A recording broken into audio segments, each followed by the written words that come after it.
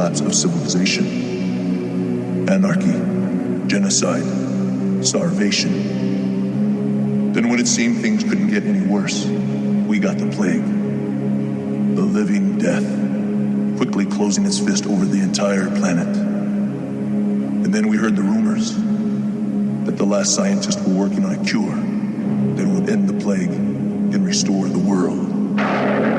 Restore it? Why? I like the death. I like the misery. I like this world! Welcome to the Invasion of the Remake. I'm your host, Jason Bishop. With me today, as always, are Trish Coughlin and Jeff McNair. And rejoining us today is Rod Dornian. Hello, hello. Yay! Welcome back to the show, Rod. Hey, good to be here. You have a good New Year's? I had a fantastic New Year's. Excellent. I had a very busy New Year's, so it's nice to be relaxing here with you guys. Awesome. And I'm sorry we punished you with Cyborg. No, I did that of my own free will. I actually, by sheer coincidence, with I think it was actually my New Year's Eve hangover, I decided, I'm going to watch this new Laserdisc I got really cheap. It's called Cyborg. Although I'd seen it as a kid, but I thought, I'm going to give this another shot now and see it in its wonderful Laserdisc glory. And that's. I'll get into my opinions about it later. But okay, is it because with your hangover you're like going, oh, this hangover's pretty bad. Let's see if there's something worse. let's actually do that. We haven't done that in a while. First watch. So Yesterday. I'll start with my actual first watch was as a youngling. Shortly after the movie would have been put out on video, because I was about to be working at a video store. I was friends with people that owned a video store in my hometown in Manitoba. And I had seen Bloodsport, and I thought, Bloodsport's awesome. And in Starlog magazine had this thing about Jean Claude Van Damme doing a science fiction movie. I was like, I gotta see this. This is going to be so good. And then I saw it, and I was like, mixed feelings, have to watch it again. And then saw it again recently, and my feelings still mixed, but different than they were when I was a youngling. Different eyes. Different eyes, yes, for sure. Well, sounds like Trish only watched this recently, so... I saw it yesterday. I had to take a break. That was Santa Claus for me, so... Yeah, no, I got your what? back. Santa Claus? I did the whole thing and loved it. Oh. I had to take a break for Cyborg. Oh, you're talking The Santa Claus? No, Santa Claus from 1958. It's a 1959. 1959. It's a Mexican insane movie. Movie. I think MST do a riff on that. Yeah, they did. I've seen parts of it. That one you need to take breaks. Yeah. No, I loved it too. I powered through that movie. It was awesome. It was great. But yeah, Cyborg had it was my Christmas pain. I have notes written in anger. Okay, well, we're going to get to Capital that. letters.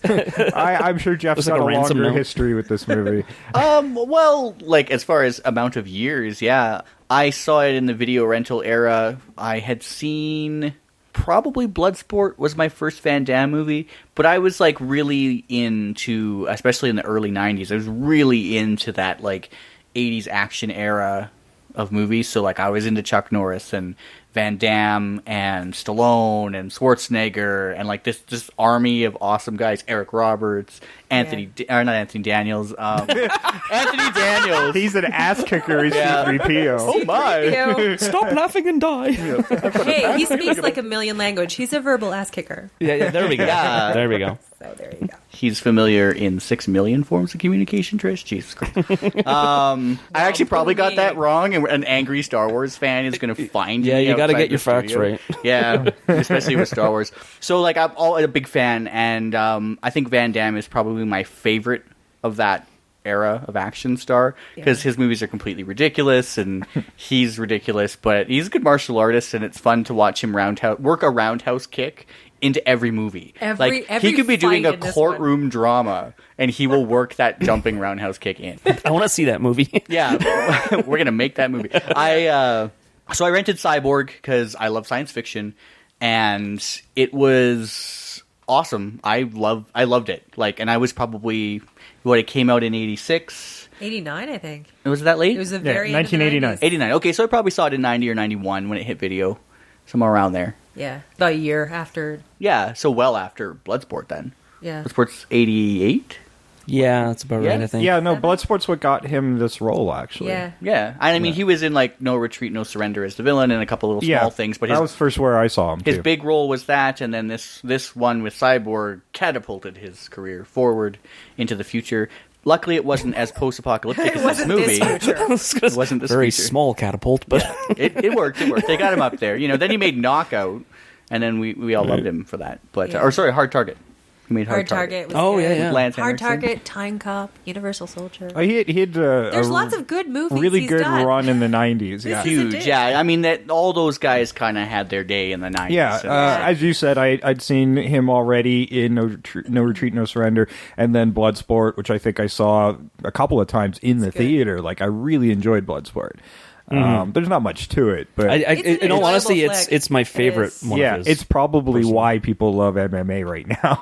Like Yeah. that's kind of what I feel about Bloodsport. Oh, It's just- Bloodsport! I never knew that so before someone its could time. be as physically terrifying as Bolo Young. Oh, no. that guy was a monster. I sought out some of his movies too. Chinese because of that. Hercules? especially the way he blows I his never nose. saw that one. What? You never see Chinese Hercules? Oh my god! Oh, we'll have That to is talk about that. That is a one. movie that That's gonna exists, have to and that's come its up. title. Yeah, so Is, yeah, is that the actual name? Chinese Hercules? Chinese Hercules. Yeah. All right, got to look that up. Yeah, so I was like becoming a fan of Van Damme at that time, Universal Soldier, as you said. Lots of stuff I really liked, and I do remember seeing Cyborg as a kid as well. And it was in one of those ones I never really went back to, and I never really remembered why. I think I saw it a couple of times when I was a kid. Like, I think I just kept forgetting I didn't like the movie. And It has a great cover. Like, it looked like the poster looks yeah, great. and in amazing. my It looks like a research, fun movie. somebody accused it of being a remake of Fist of the North Star, which it's not. It's such a basic hero's journey story that they're all going to be similar. But even as a kid, I saw that similarity as well. Like, I made that Yeah, connection. that even post-apocalyptic kind of like then. Yeah, one-on-one And- fight-driven. and the stuff, creator yeah. of Fist of the North Star admits he built that off of Yeah. back of Mad Max. So you can which just is like Fist of the North Star is a manga though. yeah, it's an anime Doesn't manga. it predate Mad Max? Nope. No, really? Yeah. Well, the 80s itself was like a large raft of like dystopic people going through. There's a ton of wastelands, varying movies throughout the 80s. There was Some people would say tons the of these 80s itself journeys. was. Yeah, yeah. The 80s were a wasteland. Like I A feel if teenage the wasteland? world ever comes down this path, like everybody's gonna have crimped hair and like bad eye makeup. The crimped because it hair all in was- the And it's going to be 80s. kind of awesome. Astounding. Yeah, it would be awesome. The crimped hair was amazing in this movie. I know. I'm really impressed. I know. Like Furiosa just shaves her hair; she pusses right Yeah. out. Yeah. But you strong, have to put in strong a lot female of work. character, my ass. Now, a character in a post-apocalypse who can have crimped hair on the level of these girls—that's dedication. And keep it throughout fights in rivers and rainfall. Like, that's a lot of work, guys. Maybe Yeah, that's yeah. part of the plague that was infecting this. gives this you- malady. It made your hair crimped. It's a very moist atmosphere, despite being dry wastelands. Hey, you notice that very when humid. Van Damme decides to like turn and like avenge everybody, that like he went from having like long, possibly crimped hair, but it was in a ponytail, to like short hair. Yes. Yep, yep. So Yes. that's his like revenge against like the dystopian future. Is that he isn't going to conform to the crimped hair. Yeah, like he wasn't going to have those flowing locks that everybody else had. See, I thought that was just a way this for is them- not my future. I thought that was just a way for them to say, this is a flashback. Look, he looks different. Yeah, totally. They could have done a beard, but no, it was hair. And his hair, It- really in his eyes, really like All the time. uncomfortably. Every time I saw him, I'm just like, brush it away, brush it away. How No, can you no, see? it was that wispy, beautiful, like soulful look. Is what It they're looked like a going. dog that couldn't, those dogs that can't see because the. Oh, yeah. That's what he looked like to me. Jean Claude dog. I love how like every scene, no matter what it is happening, he has that same like stoic, wandering expression that just like it never changes. Like, does he say like 15 words in this movie? Well, I think that's. and half of them are fuck. I'd actually say that you could probably put everybody's dialogue on one page, Oh, for like sure. all of it. But And so much of it repeats in flashback. Well, Yeah. I think Fender has more dialogue than anybody else in the whole entire this film. was written and directed by Albert Pyun. I'm not sure if I'm pronouncing his name right, but Say his pen name. Okay, I will. As the writer, he is credited as, and he's got many pen names, but in this movie, he is Kitty Chalmers, named after his His cat. cat. Aww. Yeah, So sweet. Yeah, and anybody, love that. if you're unfamiliar with his great works, Doll Man, Captain America, not the one you guys love, No. the 1990 ones with the rubber ears, He only did I the love first that He only one. did the first one. and the one I do love on his list, Sword and the Sorcerer. Oh, Yeah, that's Which you pretty good. might be covering. That was from 1982. Classic. Now, the budget of Wait, this what is Doll Man? Doll Man is a Oh, full moon what? movie about a tiny little guy in a trench coat. yeah. I missed it too. Okay. It's amazing. He fights the demonic toys. Yeah. He fights the Puppet Master dolls. I think he's even in a Trancers crossover. Doll Oh, that Man would was be a weird. big deal. No, I can't. He can't be in the Transfers crossover. It's the same actor. Is it the same guy? Yeah, it's the same Oh, that's guy. probably what I'm thinking of. yeah. Holy shit! I have a whole investigation. And like Yeah. Doll Man, there's like a couple of those movies. There's not just one. Yeah. No, Yeah. They're really cool, actually. It's a lot of fun. It's a Yeah, lot you of got to fun. check out Doll Man. And that's why I love this movie. Oh, I don't have my Gonna VHS be of that doing anymore. some but watching yeah. of that. No. I tell you. Yeah, no, that's good actually. Full Yeah, Moon I'm like- Video is an ocean of incredible D movies. Yeah, Full Moon. Well, has some great stuff. you know what they did? They made fun, cheap comic book movies before it was a thing. Yeah. And, you know, they didn't do licenses, but I mean, they made the best Doctor Strange movie without using Doctor Strange, and that was Doctor Mordred. Like, Yeah. it was Yeah. great. Dr. Mordred, starring Jeffrey Combs. Jeffrey Combs, With yeah. a mustache. love Oh yeah, that. it might as well have been Doctor It Strange. might as well be I don't Doctor think they could have afforded the license. I've actually been on the search to get a VHS or Laserdisc copy of that because I believe that's all you can get. I used to have for a the long screening time. copy. Oh, really? Yeah. Oh, yeah, because you were saying you used to get them at the shop. Oh yeah, almost all my Full Moon VHSs were all screening copies. Nice. And So they, they all were, had they were that. also one of the first companies ever, and maybe even the first company to include special features. Do Yes. you remember the... Yeah. Yeah, I always watched. Moon. I actually looked forward to the video zones. On VHS tapes? Yeah. Oh, Yeah, okay. like you could Yeah. What have year, something roughly? else on it. They would have started Ooh, in 90s. the 90s for sure. Yeah. The 90s. So not features on the 90s. necessarily the first to do any special features, but on a VHS Yeah, I'd say format. like right at the early '90s. Yeah, Yeah, whenever they started doing... And I mean, this is pre-DVD. Because Criterion in the 80s had special features on their... on Laserdisc, Yeah, only on okay. Laserdisc. Yeah, Oh, so yeah, like no. for VHS, yeah. Yeah, no, this is even So I'm being a stickler. pre-Laserdisc. Okay, you should... Yeah. No, it wouldn't be Laserdiscs was like 77. So Yeah, Was it Yeah. really? Yeah, they've been around for a Yeah. long time. Oh, I had no idea. 78. Just no yeah. one could afford them, so they never showed up until now. Yeah, I just always remember the Full Moon feature, the video zones at the end, and it was like a half-hour program. Yeah. That's cool. And Oh, like as yeah. a kid who was, and you probably were the same as me, loved obsessed them. with Movie Magic, the TV Yeah. show. Yeah, yeah. This was like you would watch Movie Magic, and then nothing would be on TV. So you're like, well, I guess I'm going to power through Puppet Master 5 so I can watch the Video Zone Yeah. on Subspecies 3, right? Like, Oh yeah, because Yeah. not only would it give you insight into the making of the movie and the puppetry and the animatronics or whatever, but you'd find out what the next release was. Nice. From That's Full Moon, awesome. and you know, like I love that because I love those movies, so I couldn't wait for the next one.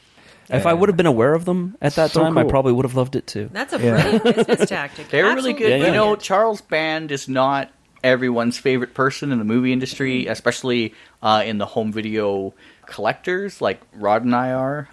He's kind of like actually really frowned upon. Like, you know, oh, I found in a warehouse these Wizard videotapes that look like they're brand new. And I mean, that's like the most collectible label, and he owned that label or whatever. But he had some great I had ideas. that movie too. Yeah. Yeah. He had great ideas with Full Moon as a company, and it like I think it spearheaded a lot of things that studios do now, and you just forget because it was such a tiny operation. But they really, and I mean, they were one of the first like studio merchandising engines. Like you remember at the end of each one, you had that girl that's probably doing it for blow, and she's like, "Oh, wear this Full Moon Oh, T-shirt and, or you get know, this shitty Puppet Master." Occasionally, a bigger actor came out of those movies. Oh, like, yeah. you know, Yeah, yeah. early days of some big stars. So for sure, Yeah. yeah. I'd assume some writers too that probably went on to better oh things sure, as well. and well, Sure. and You- even actually some of my favorite comic book writers got to dip their toes into Nice. the industry In during Full- that from time the Full Moon? Peter David. Oh, really? Yeah, that's The greatest writer in comic book history. yeah. Well, I can't remember the name of it. It was kind of like Firefly. It was a sci-fi western. Crossworlds. That's the one. Yep, Oh, with yeah. Rutger Hauer. Yeah, yeah. Fucking- That's that's it. a brilliant movie. Yeah, It is that was- exactly Firefly. Nice. That was Right. Peter David. It's like the It's first Peter space David. western ever. It was great. It was absolutely Yeah, great. That is a really great. And the alien effects in it were like all straight up stolen off the Star Wars lot. Like Sweet. they took like the boss. There was a lot of Yeah, makeup in that the one. boss creature. Remember the bounty hunter boss? He's like a lizard. He's on screen for 8 seconds and then had 48 comic book Yeah. spin-offs. So Well, the- we could do a They whole like they movie. put a cowboy hat on him, and now he's a new character. We could do a whole podcast Brilliant. about Full Moon, and I God would knows love I to would do that. love to do that. One day we should do that. You know, I so have a connection. I can get us like band and oh, Charles that's band, that Richard sounds band. pretty good. Make it happen. We can maybe make Nice. that happen. But you know, Cyborg. let's stop talking about movies we enjoyed. Okay, here's a segue. Here's a segue for you. Full Moon Video, giant in the D movie industry, bringing us to Golem and Globus's Canon Films. Yes. Canon Films. Ooh. Now, this is 1989. This is the The last death. Canon movie. Yeah. And I'll tell you right now, like 1989, Canon filed for bankruptcy in 1987. So this really was like the Yeah. death knell movie. Like, this was just get it out. And think maybe we I can make a few bucks to pay off our Yeah. debtors. The nail in the coffin, I think, was Superman 4 Yeah. or whatever. Yeah. Yeah. I mean, there was some more expensive movies. They wasn't- weren't known for big movies. It wasn't the kind of No. movie they should have been doing. They should have kept to their things like Cyborg and such. Yeah. Superman was just Well, not. They weren't the No. level of studio to do it. Now, Cyborg was built off the heels of two other projects from Canon Films. One being the sequel to He-Man and Masters of the Universe. Yep. And they did do the original with Dolph Lundgren. And Yep. keeping in mind, this was a lot of low-budget action movies with Chuck Norris and that sort of thing. Who was the other big one at Canon? Charles Bronson. Yes. Like so post-Death Wish, though. Post-Death Wish, yeah.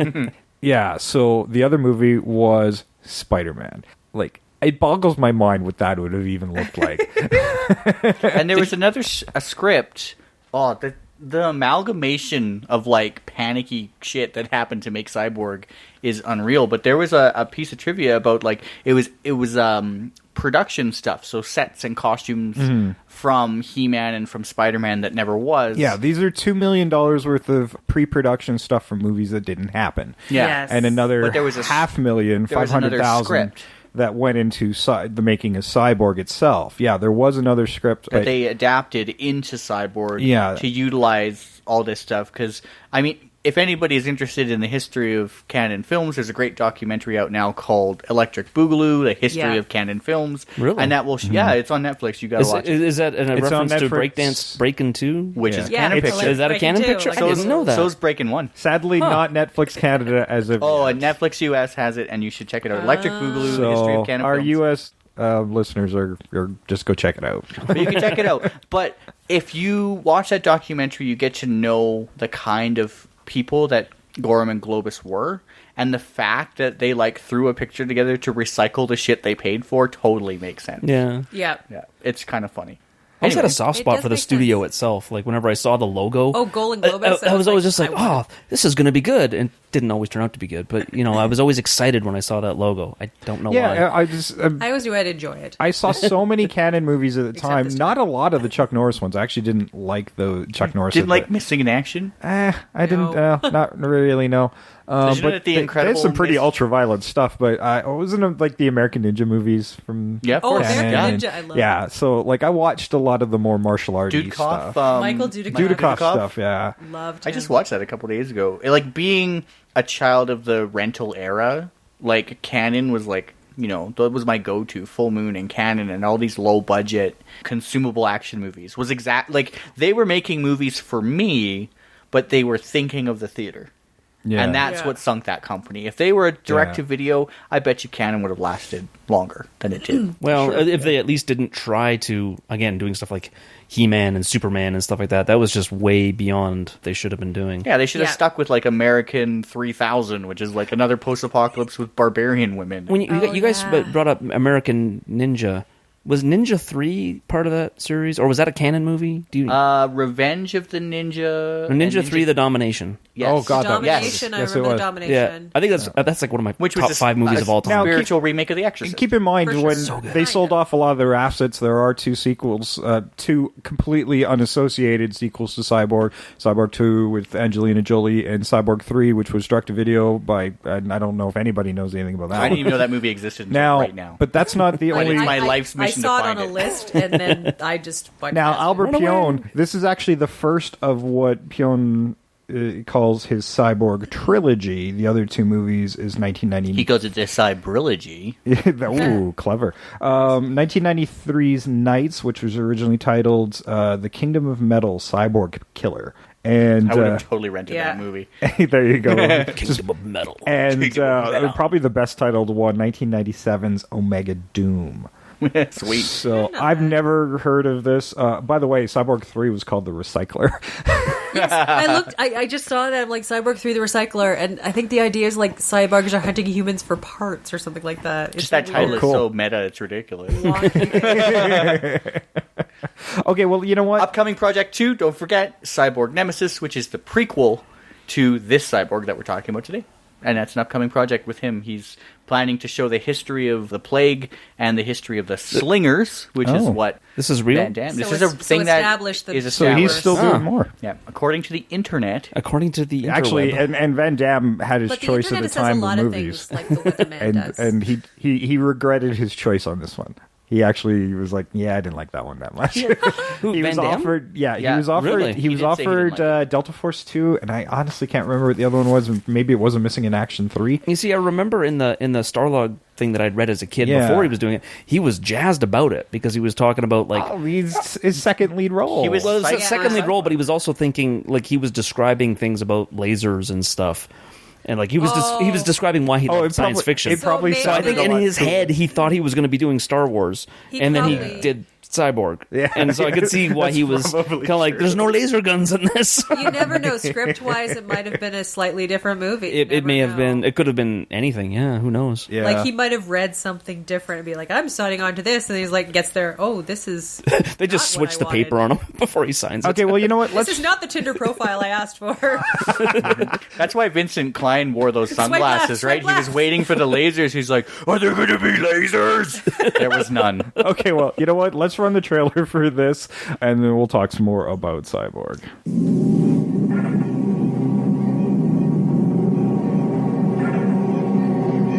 Welcome to the world of the not-too-distant future. Get going! Go! A brutal gang is reshaping the world into their own vision of hell. And only one man can stop them. Jean Claude Van Damme is leading the battle between good and evil. Take him out. As it's never been fought before. He's on a desperate mission to rescue a cyborg who holds the secret for saving the world. Why did you help me? I don't want to see you die. From the dust of destruction rises the warrior of a new age. Say goodbye, my friend. Jean Claude Van Damme has become the first hero of the 21st century.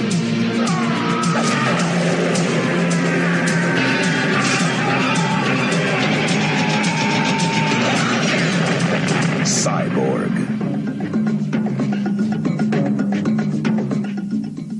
Okay, Cyborg from 1989, Canon Films, starring Jean-Claude Van Damme as Gibson Rickenbacker. I'll let that's that the sink full in. name? Deborah Richter, which could have been a great name all by itself, was Natty Simmons. Vincent Klin was Fender Tremolo. I couldn't wait to say these names. Alex Daniels was Marshall Stratt. Dale Haddon was Pearl Prophet. Ralph Moeller, whose name was spelled differently in the credits, was Yeah. Brick Bardo. And poor Ralph was overdubbed in this one. And he's probably the only other person to get a decent career out of this movie.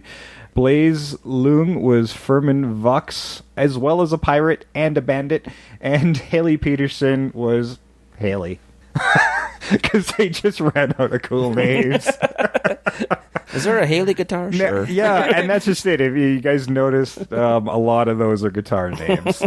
I guess one of the scripts, I was trying to remember the script names, one of the scripts that he had written was for a movie called Johnny Guitar Oh, and Yeah. it was recycled into Cyborg. So well, and we were talking beforehand about Six String Samurai, which is a kind of a post-apocalyptic Kurosawa type of hero's journey movie, except it's instead of swords, they got guitars and they're dueling electrics. It's pretty hilarious and a great time. it's a spiritual sequel of the Cyborg musical that never was. In a way, it is. I mean, Yet. plot-wise, it's Yet. pretty similar. It's honestly. coming. We could be discussing it now, you know. Everybody's got cool names, but you never really learn them because nobody talks about each other's names. No. So it you was really you hard to learn Fender's associate name. who was whose. Yeah, you know, Fender and Gibson are about the only two who you hear the names a lot. And the opening of this movie, actually, I opened the show with that as well, has a narration piece that sets up the world. And unlike a lot of movies that do this kind of intro, it's usually the hero or somebody, you know, Or just a who's- narrator. Yeah, or just a faceless narrator. This is actually the face of the villain. Or the voice of the villain. That's kind of interesting to me because it's not often that it's the villain that sets up the world. Because he Yeah. straight up has the greatest voice in this movie. Does he, or is this somebody? We were all wondering if everybody got voiced over. That's in Is it this his movie. real voice? Like, it sounded like it was tempered with. Like, I don't know if that's a person's voice. That guy committed. Or he may have dubbed himself, too. Yeah, 'cause they could have dubbed himself. Yeah. That guy committed to that role. he did. Oh boy, it was like he was 110%. for however will long they give you that. He shot actually this tried movie. to kill Jean Claude in real life. He was, I think he was flexing the whole time. Like he Yes. just, it looked like he could barely walk because he had to look like he was flexing the whole time. I But know. as we said, nobody can rock chainmail and a puffy shirt like that guy. No, that guy had a beautiful That's true. blouse. Like, costumes in this movie are the There's a best. sentence I'm not going to hear twice in my life. Yeah. Well, and he that guy like, had a kind beautiful of a minky blouse. fur at some point too. You used to go to the warehouse. Come on. Yeah, true. Oh, the flashback? No, at one point, like he beats somebody, and then they have to give him back his jacket. It's like a minky fur. Oh, yeah, his all mink pimped fur up. jacket. Jesus. Yeah. And he, like, shuffles his shoulders because he's, like, Yeah, he agitated. shuffles Oh, because he yeah, hasn't yeah. done it yet. Yeah. Yeah, he's Yeah. like, "Give me my mink coat." Like, he's, I don't understand the logic of why these guys follow this dude. I mean, other than he's It's just just steely. it's just his voice. It's just steely blue eyes. They just fall into oh, them. Yeah. Okay. Which he covers up all the time He's with like sunglasses that he never cleans. He's like that guy in he Man he of Steel. doesn't do that for just anybody. He only flashes those baby blues for somebody special. Yeah. But I get the feeling that we're meant to be Don't know where to go with that. creepy. Yeah, they're And supposed to be scary, yeah. don't know. Otherworldly is the word I heard Otherworldly? used. Yeah. I got wonderful baby blues. Nobody's creeped out by them. You're sort of like freaky, weird, pale. Like, I think Yeah, it has to Did you be say a... creaky or creepy? freaky, Freaky. freaky. Okay. Right. He's got creaky eyes. No, I think that his eyes are like Henry Cavill, or what's the guy who played Superman? Henry Yeah. Cavill. Yeah, that guy has like deep blue eyes that you could just get lost into. Like you could just trail Dreamy, away, huh? right? And like Superman's Oh, there, Henry. and like you just want to throw yourself off a building so that he can save you and cradle you in his arms and look at you with those eyes. I feel like that's what they were going for. With That's Bender. not completely the appeal of Henry Cavill. Oh, it's not. Are you flashing back to the shirtless scene? That's all I'm thinking of when he comes around that No, building. not even just that. Like a strong jawline. Jeff's Oh my wife is God. starting to She wonder. knows. Yeah. She knows. And then if you actually hear him speak in his original British accent, boom. Boom. And boom goes the dynamite. Just saying, guys. And were you just saying the other day that about Man from U.N.C.L.E. weren't interested? That's Henry Cavill. I know. I know. I think it's because I was afraid the movie wouldn't be good and there would be sadness. But it might be Henry Cavill speaking in a British voice with no shirt. Are you okay with that? I don't know. She'll make Sometimes- I'll make it work. Here's the thing. Sometimes a bad movie can make me sad Well, for them. It did okay. Like, you know, people were rating out of 10, I think it was around 7.5, 8. So that's Okay. That's Yeah, watchable. that's good. I'll watch it then. Yeah, Solid 5 out I'm of like, 7. yeah, I can handle that. And don't trust other people's opinions. Trust your own. Oh, okay. That's True. my message. Except when you're listening to this podcast, trust our opinions. No. We want you to watch And then we have- Cyborg and And see what decide you for think. yourself. And now picture the star going across the screen. The more you know. Okay, so this movie is about a cyborg that we barely ever see. Pro profit. I know. It just Yeah, pro it profit. seems, I like the poster of it. I thought that Van Damme was going to be the cyborg. I sincerely thought that Yeah, was going to happen. I did too, and I think maybe that was part of my disappointment as a kid. But it is about a cyborg who has the cure for this plague in this wasteland Which dystopia. only one person suffers from in the entire movie. Yeah, so it's stored in That her we head, see, yeah. and so she's this high-tech cyborg storage. Super I guess high-tech. she's just a walking. She's a walking USB key, yeah. Big flash drive. Yeah, We'll get and into what I think she is. she is being taken to Atlanta from New York, I guess. No, she's taken she's to New York from Atlanta, and she went to New York. She's on her I got way it back to backwards. Atlanta. Okay, and being ushered there by Marshall Stratt, who gets the shit kicked out of him by the pirates. He dies at the beginning. And Immediately. Yeah, immediately. Was the guy shopping the pirate that just bursts out of the sugar glass window for no reason? He's looking for discounts. Yeah, what's going on? He's like, oh, hold on a second. Hey guys, check out my new coat. Yeah. I'm just going to leave my debit card on the counter. I got to go do a thing. Actually, that Smash. Wah! that whole sequence when he was attacking, like the bad guys are coming up, it kept cutting to one at a time, and to me, it looked like the bad guy just kept changing. It was just the same guy morphing into different people. I'm just like, I know, this is right? kind of confusing. Are they all together? But I think that might have been like a limitation. I think what happened was they had a lot of close-up shots on the different guys because they didn't have enough actors to play like a large group of bad guys. Right. So they would do like face shots of the various guys beating him up Yeah. and make him seem like a lot of guys. And the weird cuts, too, keep in mind that Van Damme himself edited this movie for 2 months. Because the initial cut, they had to cut a lot of stuff out so they didn't get an X rating because it was so graphic, as far as gore and stuff, right? Right. So he took it over and edited it to tighten up the fight sequences and make it a little more action oriented. Jean Claude Van Damme knows how to edit movies. Yeah, and He did not know edited that. Bloodsport. Yeah. Yeah. Did he really? Yeah. I have so much more respect in for this movie. Van I think Damme. he Well, he has edited a out feel the for wrong action things. sequences. There's a pan with this skewered nude lady, like this just dead body on a Hanging. stick. Yeah. So and crucial fight scenes are completely missing their denouement. You know, like, Because of the gore, they couldn't do yeah, it. like Yeah. I mean, Ralph Moeller just kind of disappears. You see that shot of him doing the splits. I thought that was a good sequence. And then they just come on, find his body later on. Like, hey, here's a huge guy like Ralph Moeller. I want to see the goddamn fight. Yeah. I know, right? The biggest, most intimidating guy in the entire crew, and you don't even see the fight. Yeah, So he like, was a beast, that guy. yeah, he's such a beast. I mean, he went on to do the Conan television series, and he was in Gladiator, and he's like a Schwarzenegger-sized bodybuilder. An dude, intimidating big guy. big He German actually, I think bodybuilder. he's bigger. I think he's bigger too. He's a like huge significantly dude. bigger. Yeah, huge dude. In fact, you know, in my remake, I'd keep him in there. Oh, for sure. Still around? Yeah, he's still around. So yeah, you know, she's supposed to go take the cure back, and Marshall Stratt, in his death throes, essentially, is go find a slinger to take you the rest of the way. Yeah.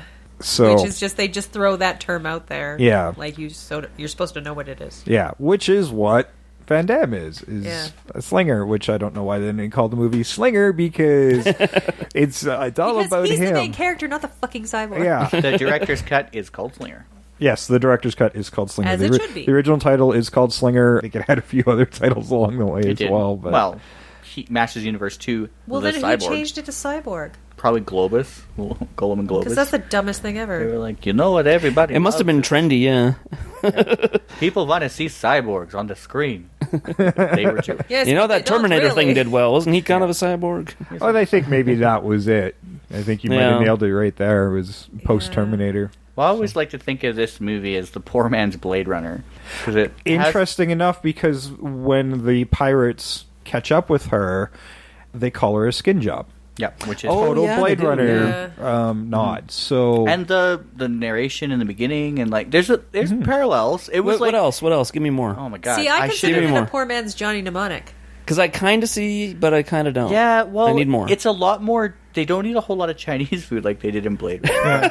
But like the like when you get that 5 minutes where they're in town and he's talking to Maze, who I would Right. cast as Tony Todd. Like Yes. that sequence is really Blade Runner-y. I don't want to make. And everybody knows him, and they're like, "Oh, we thought you gave up the life." And like, there's just like there's parallels, but they couldn't do it. And I mean, I'm glad they didn't do it because actually, at this time, I didn't like Blade Runner. Like, it was not the movie for me. Cyborg was more up my alley. And then going back to Blade Runner now, it's a much better movie than I thought it was when I was younger, whatever, different eyes. But there's just a lot of parallels. It reminds me of Blade Runner. And I mean, obviously they're aware of it. Like, hey, we're sort of making Blade Runner, but we're Canon, so this is what you get.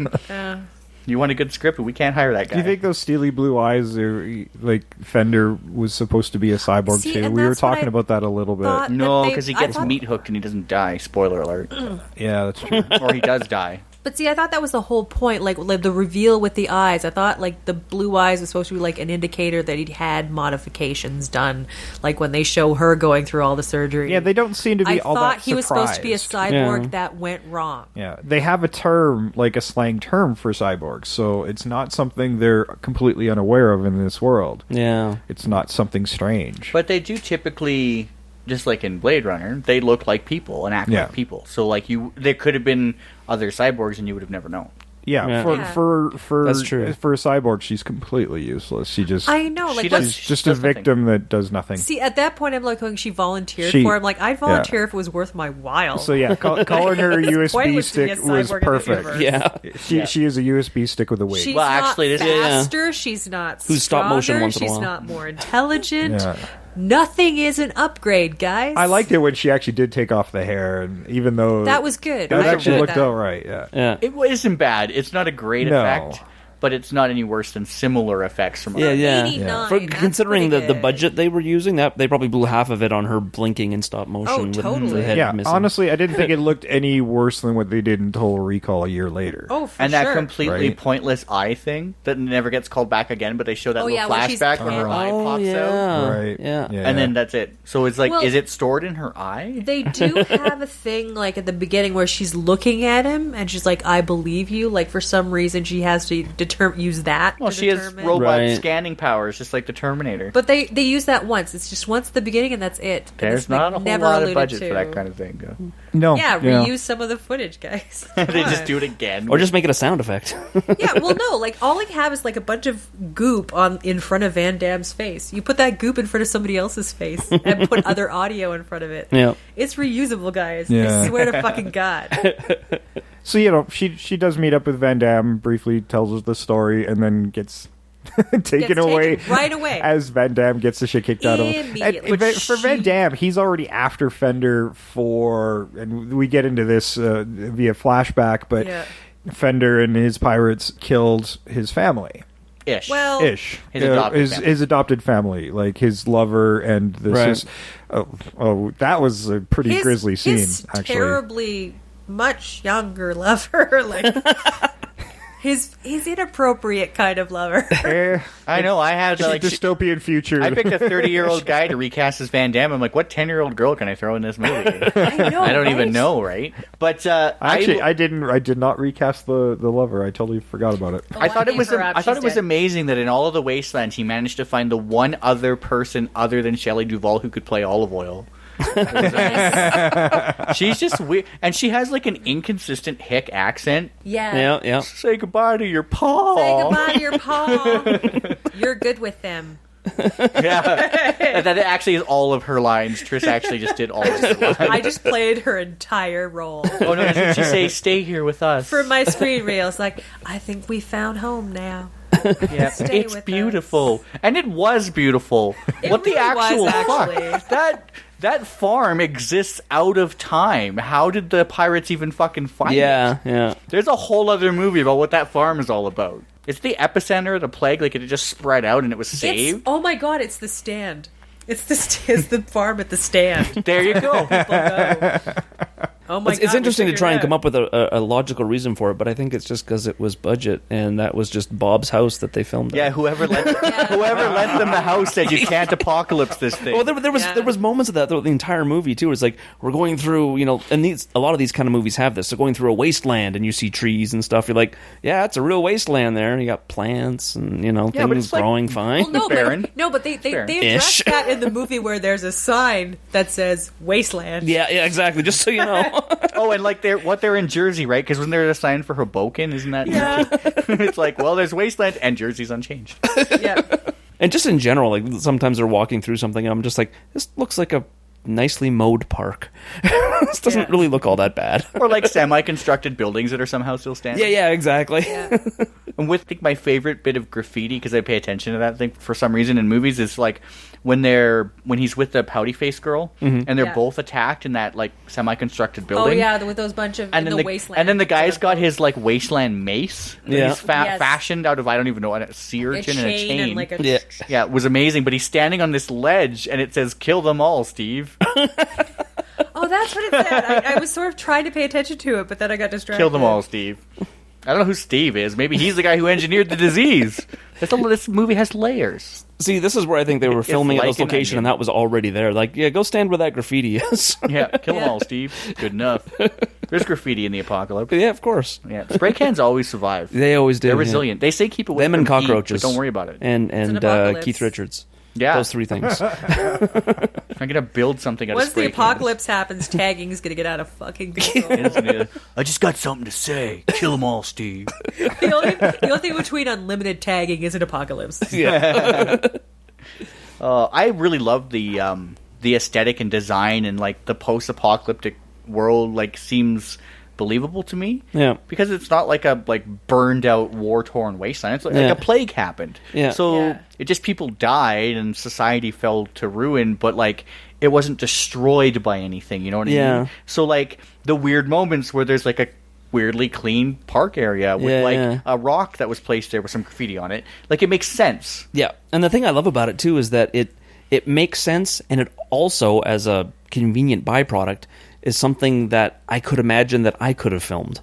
You know, when I was a kid, I was like that. I was going out to places like, this could Yeah. be a post-apocalyptic thing, even though it's just a barn that's, in It's disrepair. just that gas station. Yeah. It's on just, the way out to and Banff all that I have to everybody do is shoots put at. people in Mad Maxian type clothes, and it would look like the future. Yeah. Or And you I find was one place with trees. You're like, oh, this is like very jungly. This could be. A Yeah. And I think in Canada we have a lot of weird terrain, so if you have that mindset, you can look around at stuff and be like, I could make a movie using this. And I feel like with Cyborg, there was kind of, they used the stuff they had from He-Man and Spider-Man, but then beyond that, they just had to be creative going, well, what can we use? Hey, this mall's not done yet. Let's work on that or whatever, And I think that's kind of neat. I kind of groove on that kind of low budget approach Yeah, to things. Canada so. has a lot of stuff. I think Canada's just large, spread out New Zealand. Yeah. We have a lot of different terrain. that we Yeah, could all especially use. Alberta. Yeah. Yeah, I did Totally different topic, but anyway. a nature trail hike somewhere. I think it was called Black Rock or something. My wife will correct me when she listens to this.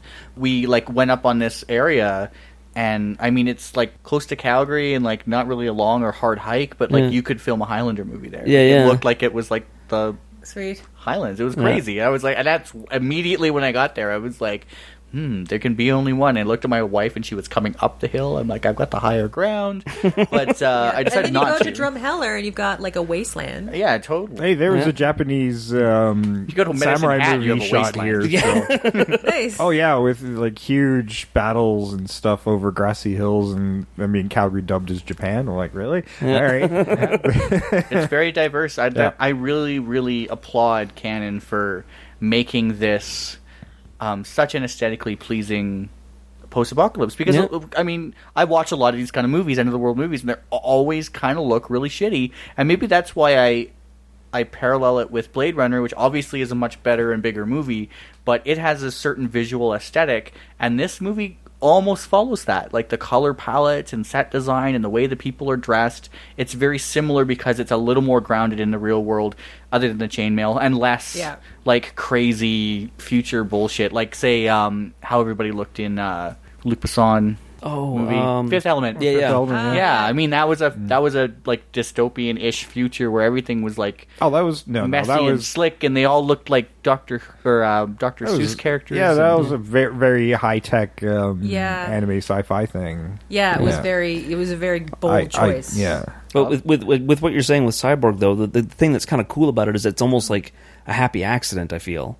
You know, Totally is, where, yeah. where it was just Came kind about. of worked out, and they didn't. They put some effort into it, obviously, but a lot of it just kind of happened to fall into place. And hey, look, it's cohesive. Like Great.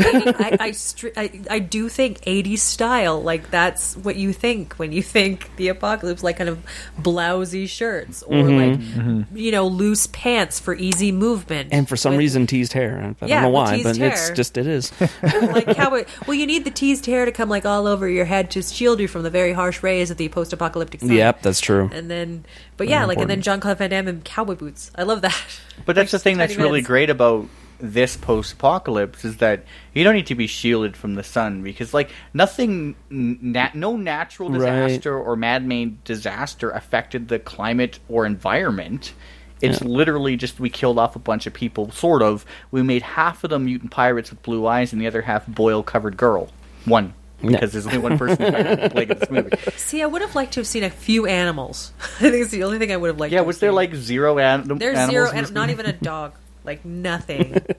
No birds and anything. No birds, no nothing. There were zero animals. Again, happy accident for this wasteland type movie. Yeah, totally. I actually was looking because I remember watching. I think it was Blair Witch.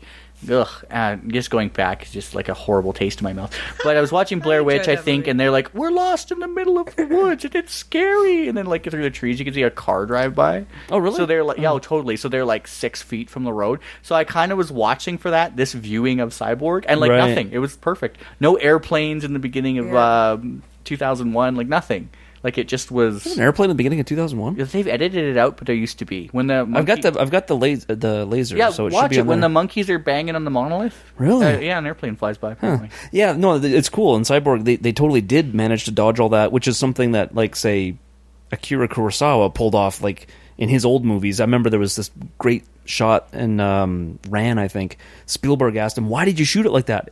And he's like, well, because if I panned over, there'd be a highway. And this is Kurosawa, so Cyborg, Kurosawa. Yeah, They go together. it's like the samurai films, right? Well, Yeah, true, actually. is. Yeah, there is a He's a man comparison on a there, mission yeah. of redemption. Yeah, See, that's I all was, it I was really trying to is. make a joke, but actually, maybe I'm maybe I'm right. he's Yeah. he doesn't give two shits about the plague. He just wants No. to Yeah. kill Fender for his past sins. So that's his mission. That's what he's Bender on. tried to kill him. He was the only one who survived. Well, besides the other girl. Which, if you really think about him surviving, must have been a fucking horrifying, traumatizing, scarring experience. Yeah. Because he's like barbed wired to his like adoptive family. Yeah. and they get dropped in a well. And her Yeah. and Yeah. his lover's sister is got to hold them up. Yeah, that was hold harsh. up that was such a like I've never. that was devastating- actually- and the skin coming off. Yeah. Oh, just the skin peeling from her hands because she doesn't even hold on to it for a second because you're holding up two adults Yeah. and they're like with barbed wire just with your hands. Jean-Claude, she couldn't do that. Yeah. And here's just this little kid, like about She's 10 like years 11? old. Yeah, 11? Yeah. that scene is always. You know what? I think It's it's horrible. that scene that solidified this movie for me. Yeah, me too. Because it's so dramatic and unlike anything that you've seen. Like I said, I watch a lot of these kind of exploitative end of the world movies, and no one went that far. It was a clever Yeah. idea. Yeah, it was really well executed. It's the shocking moment that actually kind of redeems the movie for me, and I'm like thinking about my remake, and I'm like, okay, there's leave it something here. Yeah, you gotta. Yeah. That is such a powerful scene. Just holding them up on the well with the barbed wire and trying to save them. Like no hope at all. Yeah. It was kind of a turning point for me watching it as in my hungover stupor recently, because when I'm watching it, I'm thinking, I'm not sure what I think of this, and I'm starting to kind of like get distracted by Facebook or something, and then that happens. I'm like, that's just wrong. I hate this guy now. Yeah. Now I want yeah. to see him get his ass kicked. You Yeah. you kind of get on board at it that point. pulls you in, like you're Yeah. just like, well, and then they just go insane with it after that. Like Yeah. once they've given you that, there's like, they crucify him Yeah, later on, and like they just do all just this like that. horrible shit.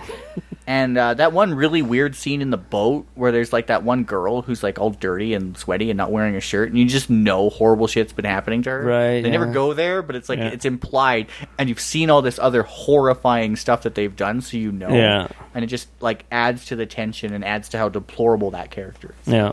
Yeah, He's totally. very well developed for a movie that doesn't have any dialogue or script. Yeah, I mean, everything really happens in the visuals because it's, I mean, like a Hobbit movie, there's a lot of fucking walking, but Oh God, yeah.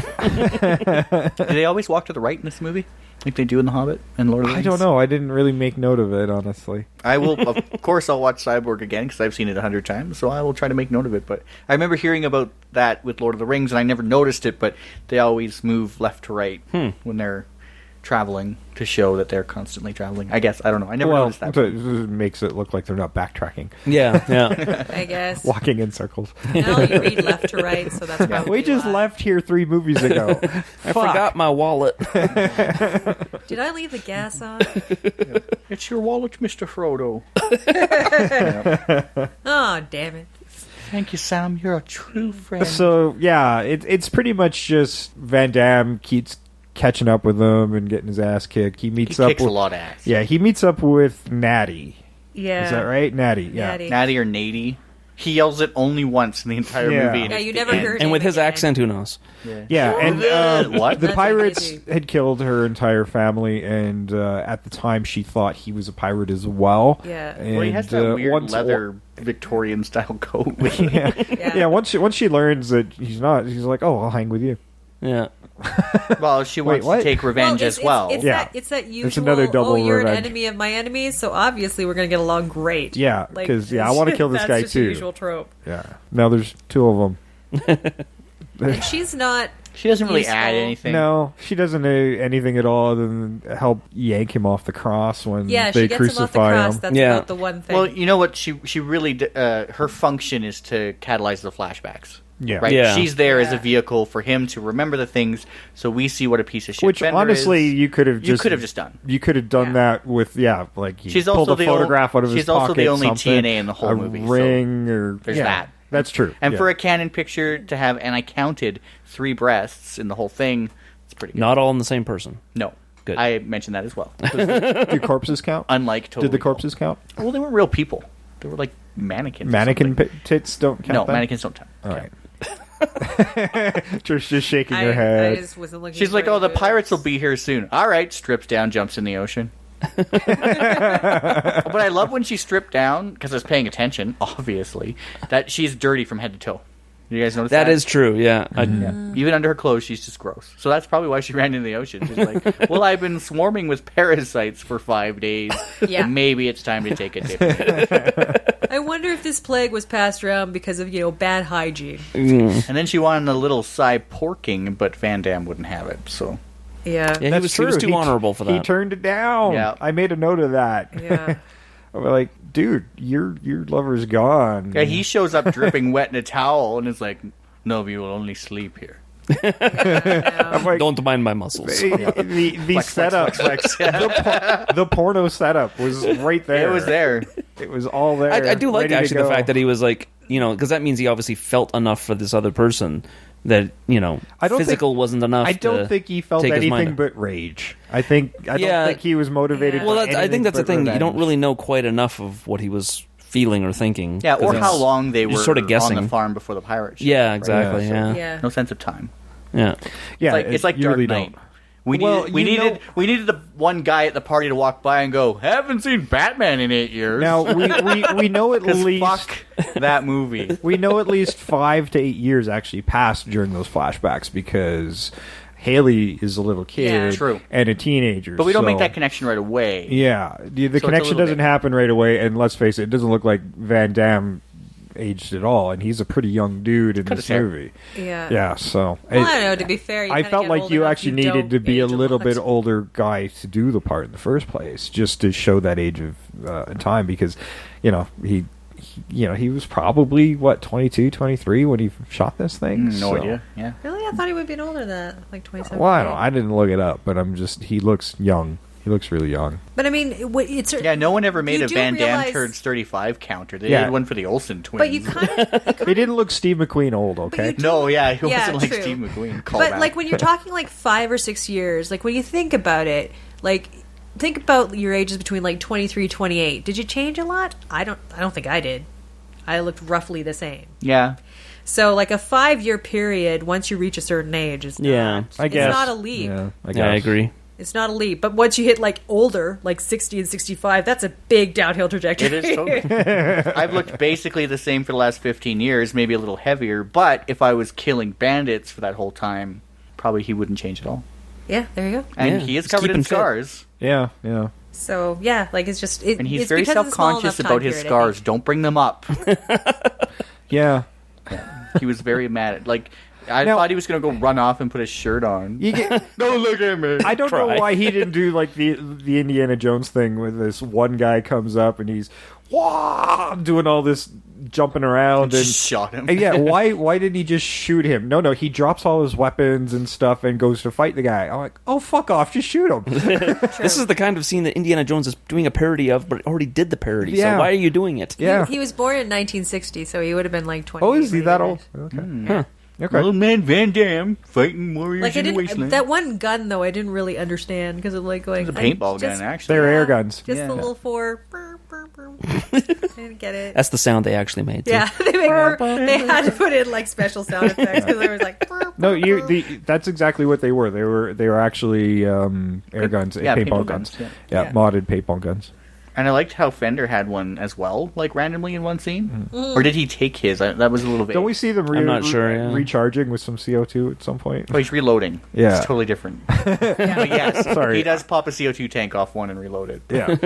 And maybe that's their intended purpose, is their air-powered gun. Well, no, yeah. I mean, this is the wasteland. You modify your weapons. Yeah. I guess. Which I kind of dig about this movie. Mm-hmm.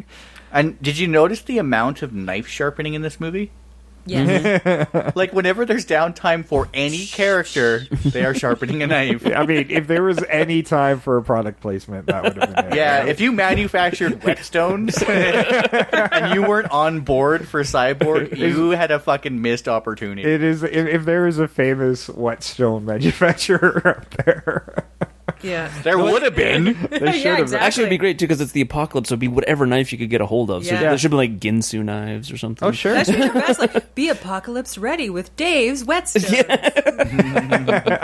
And you know, they totally could have been, because they all looked very raw. Yeah. And they could have been like, because I mean, everybody paranoidly whetstones their knives, so it could have started out as like a meat cleaver. Now it's this little stabby. Yeah. thing, 'cause they're just like Constantly neurotically. sharpening it. Not sharp enough. Must be sharper. By the time they get to the end of the movie, they're all like pencils that have been over sharpened, and Yeah. they're Like metal they're nubs. toothpicks at people. To be fair, it would take a while to while one down. You'd have to be sharpening it a lot. They of do. times. They do. No, but I mean, They like, don't a lot have more jobs. than They got that. nothing else. They to give do. it the old college All those try. little knives started out as swords. Yeah. That's why they had such big handles. Now, didn't Van Damme start out with like sort of half a sword, Yeah. and then it just disappeared like after that first scene? A lot of I think things so, just yeah. disappear in this movie. Yeah, he had Remember that. something, and then I don't know. Yeah, he, like the first like fight sequence, he kind of like pulls out a sword. He's constantly dropping his Well, I weapons remember to there's a fight does, hand point yeah. some Yeah. guy has one and he Gotta do grabs a roundhouse. the end and breaks Yeah. it in two. Yeah, maybe that's something that I happens. think that happened. I don't know. I don't remember that part. I lost patience so many times. in the this action movie. was so I just lightning couldn't fast, watch we it. can't even remember. I had a hangover, so I didn't remember that part. I saw some stuff. and I'm Everybody's got I excuses. got bored, and I was like, oh, maybe I'll look up some background on this and hope it helps. It's an And what about his knife shoe? I love his knife He, shoe. he must have stole that off a Bond villain. See, now I've always been curious about Because that knife shoe was useless. It was kind of, yeah. Yeah. Well, I've always been curious about knife shoe technology. Oh, yeah. And I'm just This has wondering. been a You're working on a lingering- book right now, right? I know, because I'm like, I've always been curious. The like, Knife how Shoe do and You by how Trish do you- Coughlin. Exactly. Yeah, that's my new podcast. But like, how do you start? Like, how do you? Towing the line of post-apocalyptic weaponry. Boo. Trouble with heels? Apocalypse heel is a term Trish for is bad here guy. to help you. But So yeah, like how you're do you wondering make how it the go blade out? comes out? Yeah. How do you make it go out? But after you're done with it, how do you How get does it it go back in? It totally went back in, because he like Yeah, but I how? know. clicked his But heels how do together. you click? Yeah, but There's no place like home. I just want to know how a boot knife works. I need to know the answer to this Oh, question. Fender just snaps it off with the... Oh, yeah, catches his leg and he goes. catches it and breaks it off. Yeah. With his unspoken cyborg But he strength. put it back in the first time. Oh well, yeah, he popped it more than once. It just never wound up being useful. Well, and no, didn't he honestly, get that one it guy looked with like one of a his roundhouse blade kicks? off of a little Like a pocket keychain knife. knife. Yeah. It was so small. Well, he Just did- enough to scratch somebody. He did That's get just one kind of guy with mildly one of his annoying. kicks. Oh yeah, that's right. He did. He killed one guy with it. He killed one guy with it. So not. I don't useless. think any enemy in that movie got killed with the same weapon as anybody else in that movie. I'm pretty confident that each one. I mean, it could be the weird way it was cut. Yeah. Yeah. Because exactly like you said in the first fight, where it's like 1-on-1, like there's like 15 pirates and they're like waiting in a lineup to fight this guy. Yeah, I know. What's up with that? They're very polite. For Yeah, pirates. they should have been. I was wondering Five why of they were them have dog pilots. guns and they're yelling at him when he's hanging from the freaking rafter. It's like, just shoot him, guys. Yeah, he's like, hello, we're on a queue.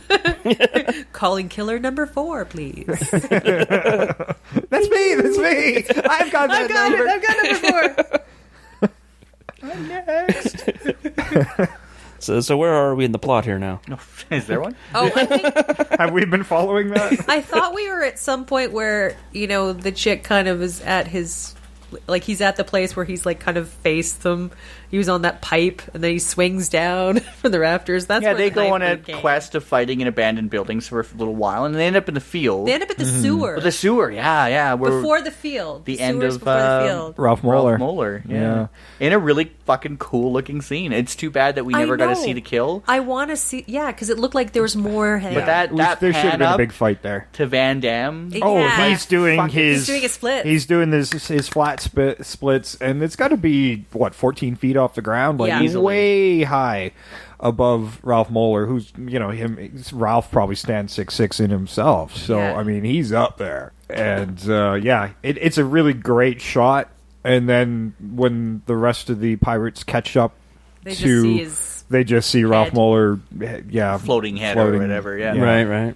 Yeah, that scene was probably The only awesome. time Fender shows emotion too, because Yeah, doesn't he take his sunglasses off in anger? Yeah, That time? that's Because he's in right. the sewer and it's fucking dark. And he's made it that far. that was my right hand man. He was my muscle. He's committed to the look. Yeah. Yeah, and then you have and then the crazy female who you see 5 or 6 times, just in different outfits.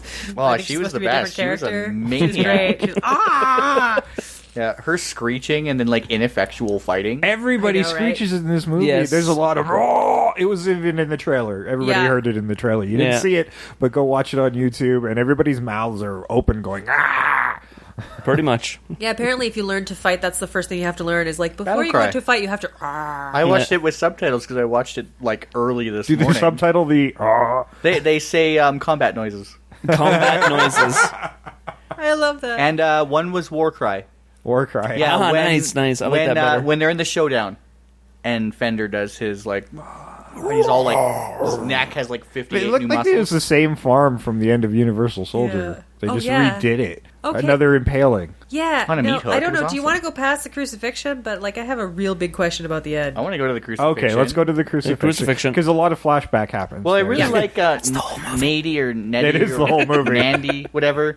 Pouty Girl. Pouty girl. Pouty yeah. girl. Pouty Let's call Girl it Pouty is fighting Crazy Beast Girl. and cuts her hand off. Yeah. Oh, I love that. Okay, of all the parts of the movie, that was the only part I really liked. Yeah. That was a brutal fight. Like that was. It was good. all the fights actually are really well done in this movie. Yeah, they are pretty That good. one was like pretty intense. Yeah, it was the one time I felt I'm like, oh, maybe she's getting better. Oh, she's not getting better.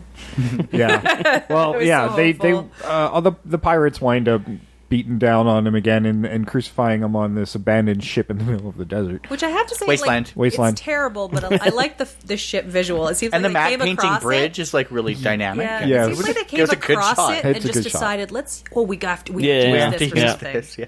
Yeah, It's probably from some other That's movie. that's where a lot of the flashback while he's hanging there, hanging out, it happens with his lover and Haley, and that's where we see the pirates come in and put them over, wrap them up in the barbed wire in the well and stuff. And Also we also attention- see the Connection with necklace- Haley yeah, with the the connection with necklace. Haley with the necklace. Haley, who fails to save them when they drop down the well, is taken by the pirates and basically raised to be another one of them. Yeah.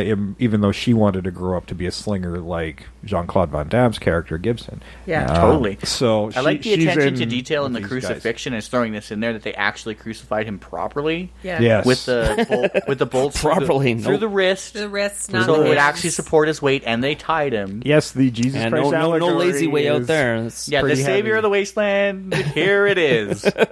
Yeah. Did you get it? Hey, So well, Wait, it, no, it let's have a closes whole with a thing. quote that Gibson is the real cure for the I world, know, God. which was so cheesy. That's- But You know, you knew God because you met him. His name was Jean Claude Van Damme. So backtracking a little bit to the flashbacks. Yeah. And I'm going to ask you this, Jeff, because you know this movie like the back of your hand. What the hell is that? And Yeah. we don't. What's that on my hand? It's a Jean Claude Van Damme movie. Is there a flashback within a flashback in this movie? Because I swear there was.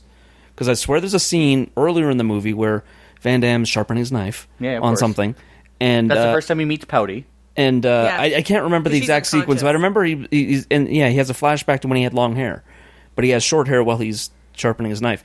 Then when I think it's when he's being crucified, he flashbacks to having short hair, sharpening his knife, and then having another flashback to having long hair. And I'm just like, is this a flashback within a flashback? If so, this movie now rules. the sharpening of his knives was a very important part of his life. Okay, Well, it's almost like when they were editing, they just took that big chunk and they forgot that they were actually taking part that wasn't part of a flashback. Well, remember in Inception, they have like those levels. They have what you call a kick. Yeah, Like, yeah. The sharpening of the knife was how you go to the different levels. Damnception. Cyberception. I don't remember that sequence. I'll have to watch it again. Yeah, I mean, it just kind of struck me as odd because I was pretty sure I was watching a flashback, and then it seemed like it went to another It one. jumped ahead in and the then I was next getting like, what's actually happening now? Which part is not a flashback? And it took me a second to kind of get caught up. And then I think it was around. I don't know if it was during the crucifixion or pre or post in that general area of the movie. I don't know. I don't remember that, but I or if anybody watched, else listening knows, yeah, feel you know- free to write Yeah. in. Write in? Who writes in anymore? well, here's a great place to tell you how to do that. You can write us over at Invasion of the Remake on Twitter. It's at Invasion Remake. You can do it on our Facebook page, Invasion of the Remake. And, of course, you can do it directly through our Gmail account, invasionoftheRemake@gmail.com. But if you do it, type. Don't write on a piece of paper. Well, you could scan You it. could and scan then it. send Oh, you could, yeah. But you better do Yeah. it legibly because Actually, that'd be kind of cool. I would like to see that. Yeah, you can Not that send I'm a going to see them, stamped but self-addressed envelope somewhere, but we can't guarantee we'll get it. Yeah, we don't have a fixed address. well, I'm glad I could provide that that. segue for you. Thank you. It was a perfect spot. What Wow. I'm thinking of with that bit though is that you and I watched it on vastly different medias. I guarantee I'm the only person who owns this on Blu-ray, but I watched it on Blu-ray. You watched it on Laserdisc, and I wonder if maybe I don't remember that. Maybe it's a cut.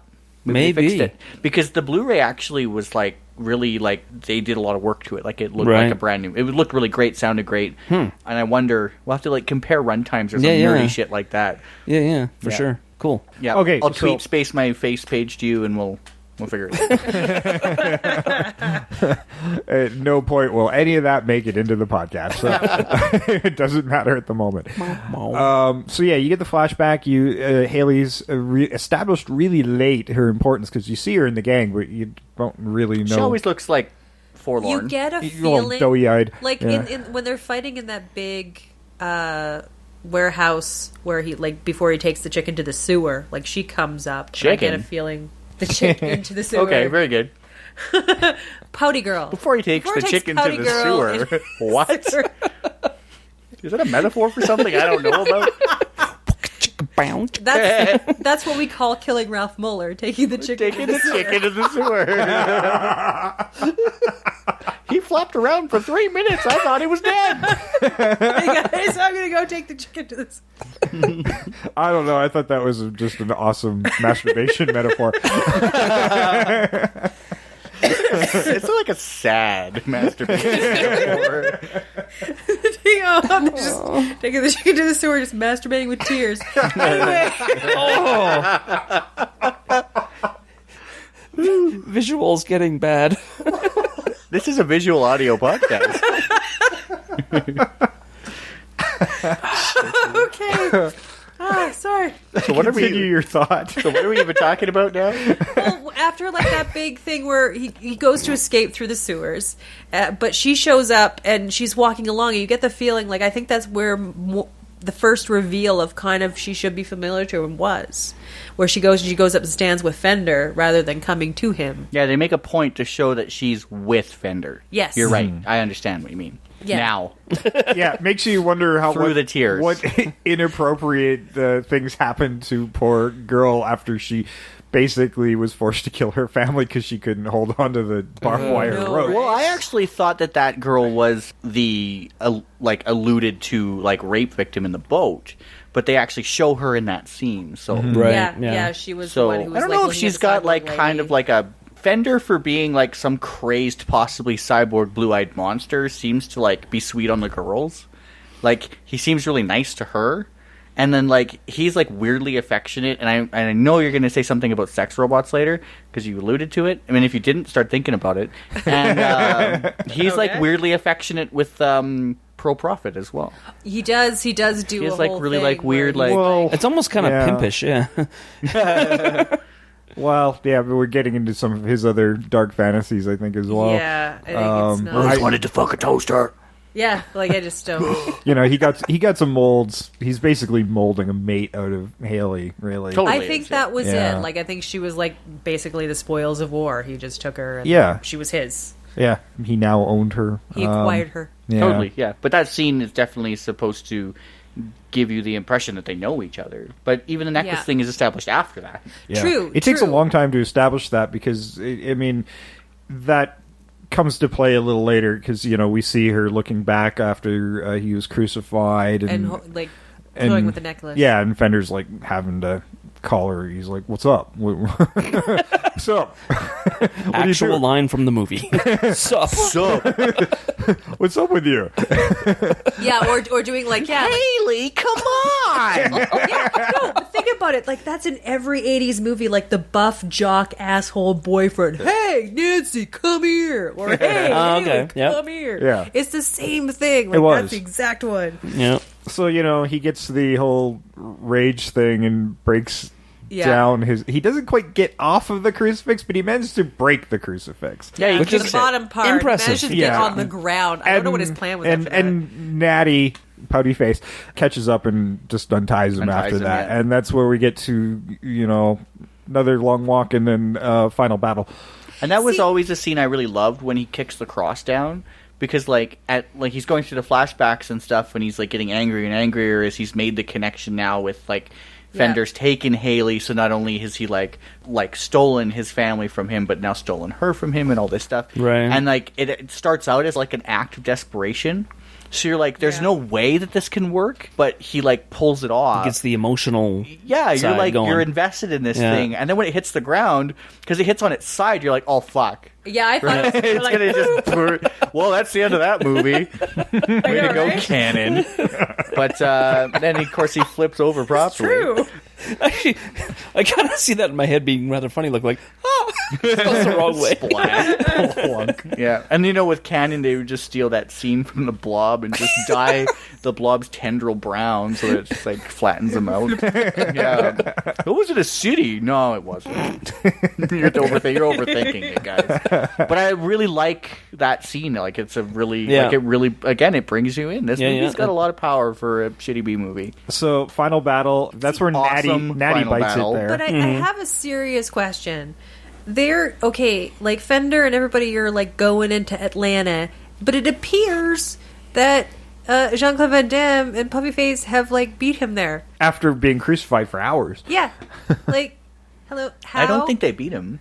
I didn't think so either. They were but- there waiting for him. Remember the final battle? Yeah, they were. I don't know. They were there waiting, and they're okay, you go set up there. They were setting a trap. I need this explained. There's probably I need it explained, guys. there's probably a disparity in time here where those guys have been wasteland pirating and they were looking for them and just ended up there.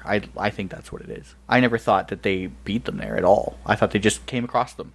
Yeah. or knew they were coming. Oh, for there was whatever probably reason. some raping and pillaging to do. Well, they knew they were along going to the way. Atlanta. There always that's where is. they were going. Yeah. But I'm like, I just don't understand how they would have beat them. Then. Atlanta. Do you Yeah, think especially considering they made a point of showing that they stole a boat. So, Yeah. you know, they did get the fast way down the waterway. Well, now I got to watch this movie again. No, you don't. yes, you do. I know I won't. I really love this set in never the say you final have to do battle. anything. I like to imagine that set is from whatever final battle was going to happen in the canon Spider-Man, and it was probably fucking epic. But Yeah, that I don't know. final battle it'd with probably the be like station wagon. him and Craven fighting in a station wagon. Also, okay, so when Oh, that might explain the furry coat. the furry coat when Yeah. Fender was slamming Jean Claude's head because he can't just back up because it's like a 1970s car and the seat's 48 feet long. I know, But- like his head isn't in the door. He just like back up a shade. But my concern isn't He his can't hit head. the door. His hands are on the top of the door. Oh yeah, And he's like, yeah, I was watching that. he's, like, I thought smashing he's his own smashing hand. hands. Yeah, I thought that too. He doesn't care about I was that. confused about that. That confused me a lot. I don't feel any pain. I'm too busy tensing my neck.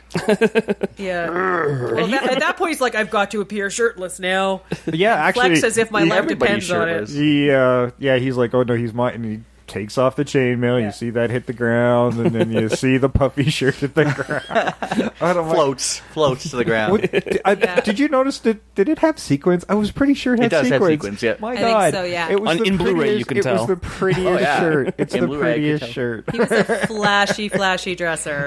And then he finally takes off those sunglasses that haven't been cleaned. Every time he got in a fight, he just, It just got dirtier. I'm like, and how do dirtier. you see? It's still it's night in the rain, and he's still wearing them. This is know, the thing right? that I loved about the sunglasses is that they helped with the flashbacks. He didn't When it like people flashback looking him to in when the he eye. to when he was young, when it was earlier. Suddenly his glasses are clean, and, Yeah, then yeah. and then it's today and they're dirtier. And yeah, as the movie gets on, it gets to the point where it's like, can you see anything? Yeah, it's how most movies use hair and beards. Yeah. Except this was like Sunglasses dirt on the to sunglasses. indicate this passage of Yeah. time. So and then this kind of ends in typical fashion. They're beating the shit out of each other. They make a shot. Awesomely, by the way. Yeah. They show you the meat hooks, and you're like, oh, that's going to come into play. And Yeah. you know, there you go. It has the best line in a movie ever when Van Damme and Fender are facing off and he jumps over the car and Van Damme's like, "Mother!" and Fender's like, "Fucker!" But in the subtitles, when I was watching it on Blu-ray, Van Damme in subtitles says Fender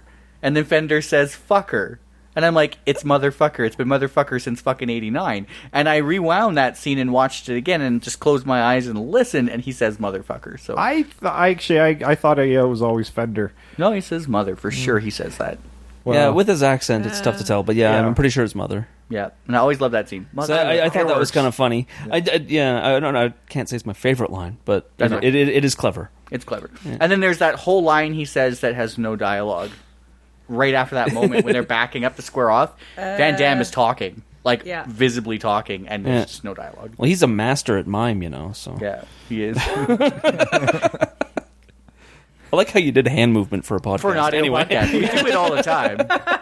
well, we got to give time for the musical score, right? We do it for each other. And there's a lot of slow-mo stuff in here too. So. Oh yeah. Because let's face it, there's only one person who can fight in this movie, and that's Jean Claude. So, if any Yeah, kind that of guy actually, convincing- Fender is not a good combatant. no, No, he's just big and he imposing. is Yeah. built like a He brick was shit house, cast though. for what he was. Yeah. He was not cast for his Yeah. ability to do a fight scene at the end of the movie. So that is a great segue. Let's get into remaking Cyborg. Dun, dun, dun. Can't be done. Movie's perfect. And the Wrong. podcast. Thanks for listening. I know. Wrong, and I think we can make this better. I there's a lot I do like. I like the hero's journey. I mean, it's a basic movie, and the basic structure will still work. Personally, I would do away with Natty entirely. She's fairly pointless. I had a hard time when I was. It's a hard movie to recast. It is a really It hard is. movie to recast, and it depends what direction you want to take. because nobody it talks. in. Yeah. Yeah. And I was thinking like what character could be Natty, and then I was like kind of like trying to pick people like just based purely on physical appearance, and I was like, well, where could you really take this character? Yeah, Like, 'cause I I- ditched her. You ditched her? I didn't ditched ditch her. Natty as well because I figured that I could. Sorry, which one's I could Natty? use- Puffy lips. Puffy lips. Oh, okay. Yeah. Nice tits. The one kid. Pouty girl? Which, Pouty girl. FYI, Yeah, I'm sorry, okay. at a few points I'm like going, she looks like 15. Like, I was just creeped out at several points. Yeah, and she's pointless to me, honestly. I mean, we already have our revenge story. Hers doesn't need to be there. Yeah. I would beef up Haley's story Yes. quite a bit. Yes. And in fact, I would use her to facilitate some of the flashbacks because I like the idea of our hero Gibson being more of the silent revenge type. I don't want to be in his head too often. In fact, the only scene I would do that is in the crucifixion scene. I might change it how that works, but I still think I would do a scene like that. And I would have more of the story being told through Haley's eyes. Yeah, I can get behind that. Yeah, Yeah, for sure. You know, It would be much more I want him to interesting. be the man with no name type of guy. Mm-hmm. You know? Totally, which he almost is. He really, he I totally is. always felt that with him. Like his expression never changes. He doesn't say a whole lot. He's a lot like that. Yeah. Yeah, Eastwood very, character. very Yeah. Sergio Leone in the Wastelands. Mm-hmm. I would embrace, and because people have made that connection to Fist of the North Star, I'm like, let's embrace the crazy a bit. Like they're obviously familiar with the world, having a slang term for a cyborg, so there's obviously more out there than we think. I would have some of his pirates with this cobbled together tech. I want it to look really rough, like giant arms that have been replaced and maybe gas powered, and along with the high tech versions. And I think Fender should be a rogue cyborg on the high tech version. At least that would explain some of his weirdness. Yeah. Well, I think she should be a cyborg for like a main point that they have a line in the beginning of the movie before she undergoes the procedure to become a cyborg where he says, well, your personality is suited to this. Like, I'd have something where it's like he was just mentally unstable enough to go through that whole thing, and so that's how he became a rogue cyborg. Yeah. I would like him to come from the same place where she got her alteration done. If you can build cyborgs, why can't you get a piece of digital information to another city? That's what I was. Well, I kind Yeah. of They wondered just how didn't have knew the it was in New foresight York to see how anyway, technology right? No was going to Wi-Fi. develop. Well, I guess, yeah. This post-apocalyptic world, maybe All the though. satellites I mean, came down. think about it the same thing in Star Wars. Why does R2-D2 have to actually physically carry stuff? And, it's the same kind of thing. We didn't see, especially in the 70s or the 80s, where technology was going to go and how we would now have little tiny USB devices that can hold so much info. And Well, actually, not even just that. Maybe there's the point with like the tiny USB stuff or being held in like one container going from A to B. It's harder to intercept. Yeah, I mean, Right. if you want to make it a good story, you have to make it something that, can be intercepted and can be stolen and or transmitted data just makes it. Yeah, it's boring. So make it tactile. Do you Yeah, think yeah. that Maybe it's a physical cure. Like Yeah, maybe it's the be actual intercepted. cure itself. And that's the thing too. I would make Pearl Prophet, the named cyborg. Like, she's high tech, and I think she should at least have some. Like, I like the fact that they should. Marshall Stratz should still be there, and he should be the big muscly tech guy. Like, he should just look like a power loader, right? She should. I want her to be sleek, small, but be able to defend herself. Like, I want to see more cyborg stuff. Yeah. Maybe her arms extend or whatever. I want her to put up a fucking fight before they take her. Yeah. Yeah. Right? You want, like, that. There's a lost opportunity for a lot of action. This should watch like a Mad Max movie without the cars. Like, the people should be part of that. I'm going to go back and just talk a little bit on that bit with Pearl Prophet in Cyborg, where she is changed into this robot, so now she's like a computer brain, right? So she's like analyzing and analytical. So she sees Fender in action, she sees Gibson in action, and she willingly goes with Fender. And she says this in the movie, that Fender is more powerful and he can get her to where she's going. So she's she's not a captive. She's manipulating. She's manipulating Fender. And using his power and his gang's power to get what she wants, to enter up in Atlanta. 100%. It's kind of cool to have that happen and then have her kick ass once they get there. Well, exactly. And when they said, "Oh, well, do you think that you can stop me and whatever?" So she plays possum the whole way through, and then whips out extendo arms. Because one of the things that I really love about Cyborg is it isn't so focused on the tech like Blade Runner is, right? I like it how it's there, but it's not really a huge thing, or that cyborgs are rare because hey, it's a post-apocalypse. That's true. And Yeah, we just she's can't make 'em. It's a manipulating. lot You of can't just go to resources. Walmart and get one. You know, despite being the goal, the thing to rescue, she really doesn't need the rescuing. She's, she is playing. She's playing them 100%. Yeah. And I kind of like that aspect, and maybe you show hints of that reveal early on with a couple kills, and then she realizes, oh, I can manipulate this. You just establish a little bit more that she's tough at the beginning, and then you hide it from Fender until the climactic battle where she can kick some ass. Like I want to steal, like, if I want what I don't you want to could use have. some of the anime influences in here and just make it look crazy. If you want to establish that, what you could Yeah. have is like her and her counterpart actually encounter like a different set of pirates, but just like a smaller band thereof. They easily dispatch them, but like at the end point when she gets to Fender's gang, it's too big. It's just like strategically, I can't do this. So she decides just not to. Yeah.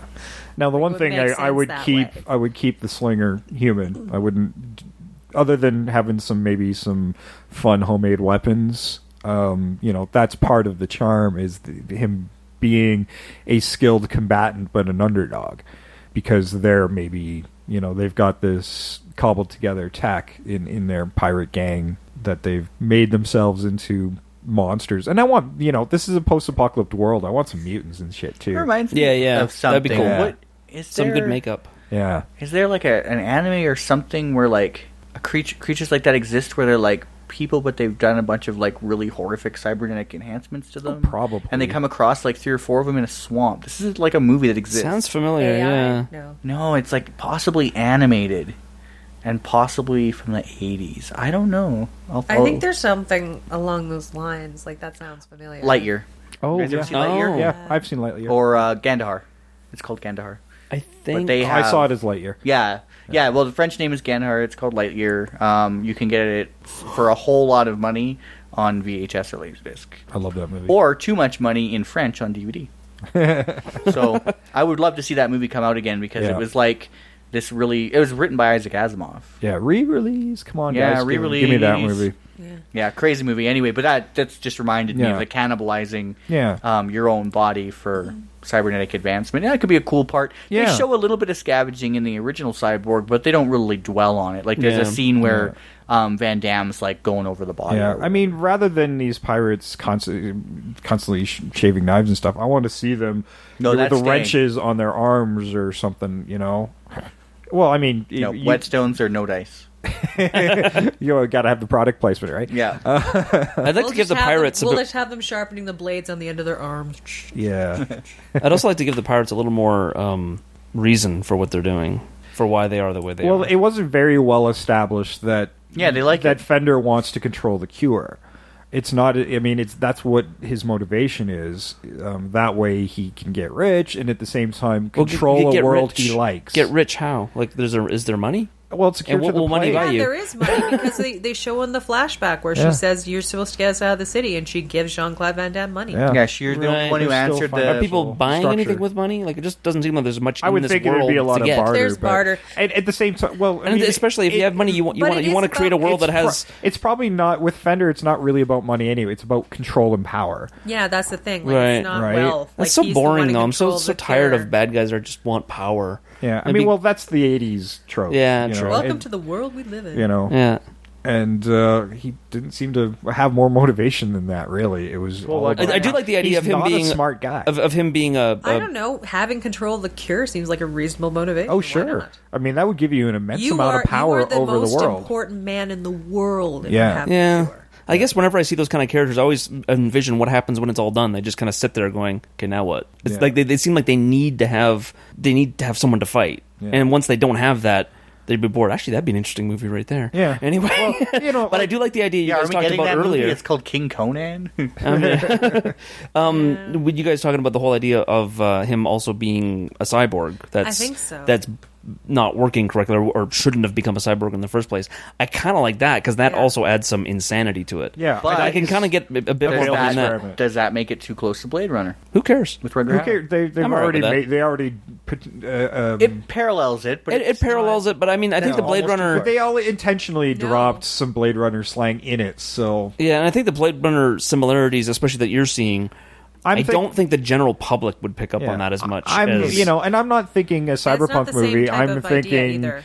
Mad Max, where the people are their cars. Right.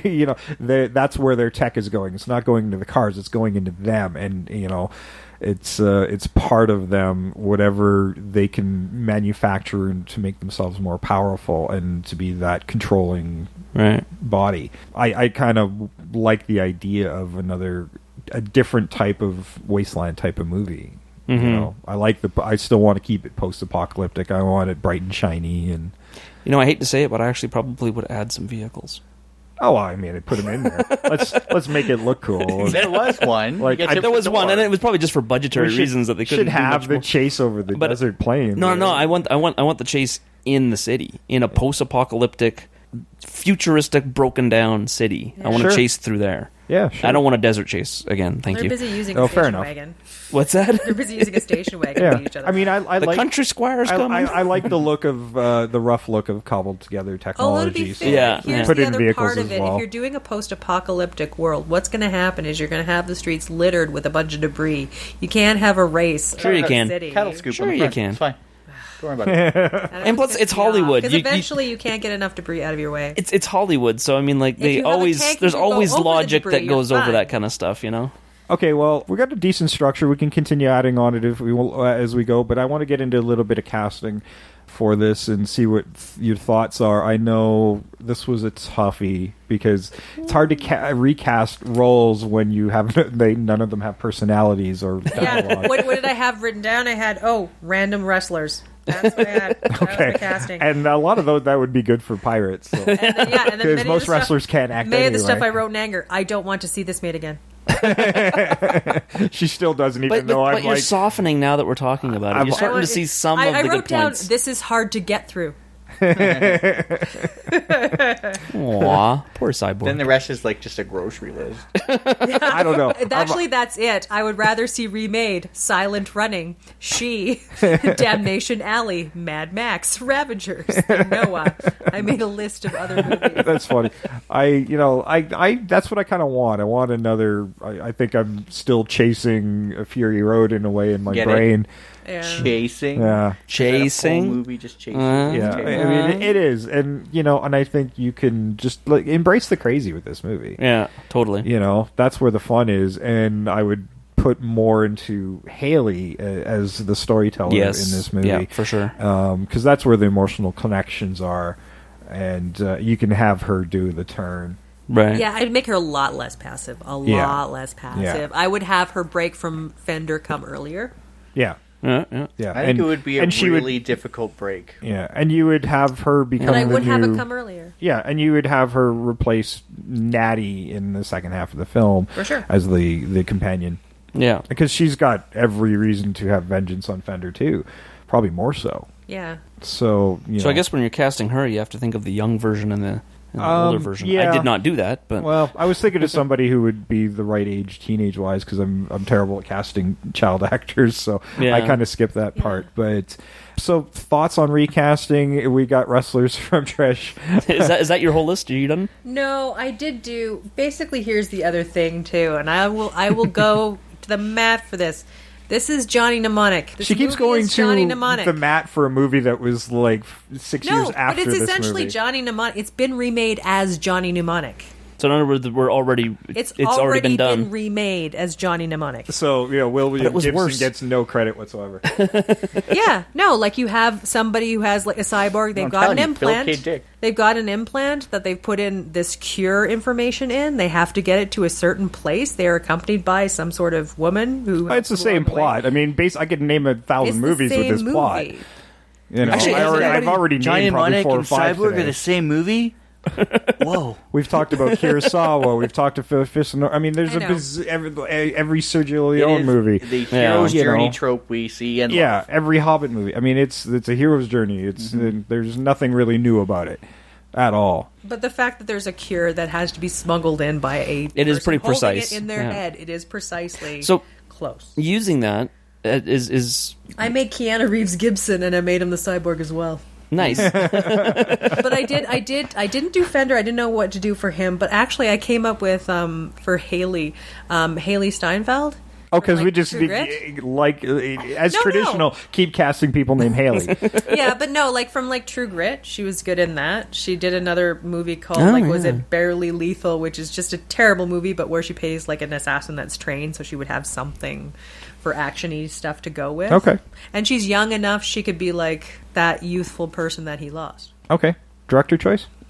I didn't really have one. Okay, that's fine. Jeff. I was really torn, as I always am with movies I love. I was really torn with this because I was kind of casting, when I was doing my fantasy cast, to type. So, like, martial arts guy, big funny guy, whatever, to, like, be the same as these characters. Like I said, I was having a hard time casting Natty because I was thinking, like, okay, who has giant lips? Okay, Scarlett Johansson. She's in every, you know what I mean? Like, so I was casting to type, and then I was thinking that it maybe needs to be less of an action movie and a little more focused on like the world around and dystopian, and because I really like that side of the movie. It's fairly well developed for a movie of this budget where the world is like really fleshed out and believable, and I wanted to like be in there more and less kicking guys in the face. You could still have that, of course. So now my casting is all out the window, but the director I wanted that could do like a gritty, dirty movie, I was thinking the guy or guys, and I don't even know who they are, who did Maggie. None of you guys ever saw that. don't think I I did. don't. But it was like a directed that. really like, I want to say the movie was like gray in tone. I don't know. Like a sepia tone type of deal. Well, not even like visually, but just like the tone of the movie was like gray, bleak, hopeless. Ah, yes. Is it a science fiction movie? Or? Maggie is that zombie movie with Arnold Schwarzenegger. And you think, I totally missed this. yeah, Crazy. it's Okay. very, very Yeah, excellent. and I can see how you I wanna want a check it out. hopeless tone in this movie. Yeah, Sure. very bleak, hopeless tone. And I mean, they did it all enough. It's basically Night of the Living Dead with The zombies. director was Henry Hobson. Okay, has he done anything else? I don't think so. Oh, let me do your research for you. Thank you. Snow White, The Hangover. What's Snow White? Is that Snow White and the Huntsman, or just the Snow Whites? I gotta click Snow on White: A Tale of Terror with Sigourney Weaver, the greatest Snow it. White Huntsman. adaptation It ever. was the Huntsman, Okay, which was so he can do action because that's an action. He's got some video game stuff under his belt too. So. Sweet. Anyway, so that guy, just because like I like the tone of that movie, and I feel like that would fit this. I had cast Natty, but I like your idea better with making Haley like the character to follow through. So like my idea for Natty was to like make her a little less useless and have her also sort of ass kicking, because like she hid during the pirates. Like, are you kidding? Like, she man. obviously is like tough and beat them off. Probably not literally, maybe literally, but You had to go there. it's been like 20 minutes without a penis joke. Or she could be half dead. Chicken You to the never sewer, know. guys. You might Chicken find, to you the might sewer. find her badly beaten. But Yeah, so I actually had cast Natty as Kristen Ritter because she's Okay. she's like, awesome. I when love she, when, her. yeah, when she's I not like her a lot. fucking waking up, she can kick a little ass in that Jessica Jones Yeah, movie or I quite TV dig show. her. Yeah, Yeah, and she has the right kind of look. yeah. Like, Yeah. she's Yeah. not like, I don't know. I almost felt that Natty was like maybe too pretty. Yeah, I want somebody who's.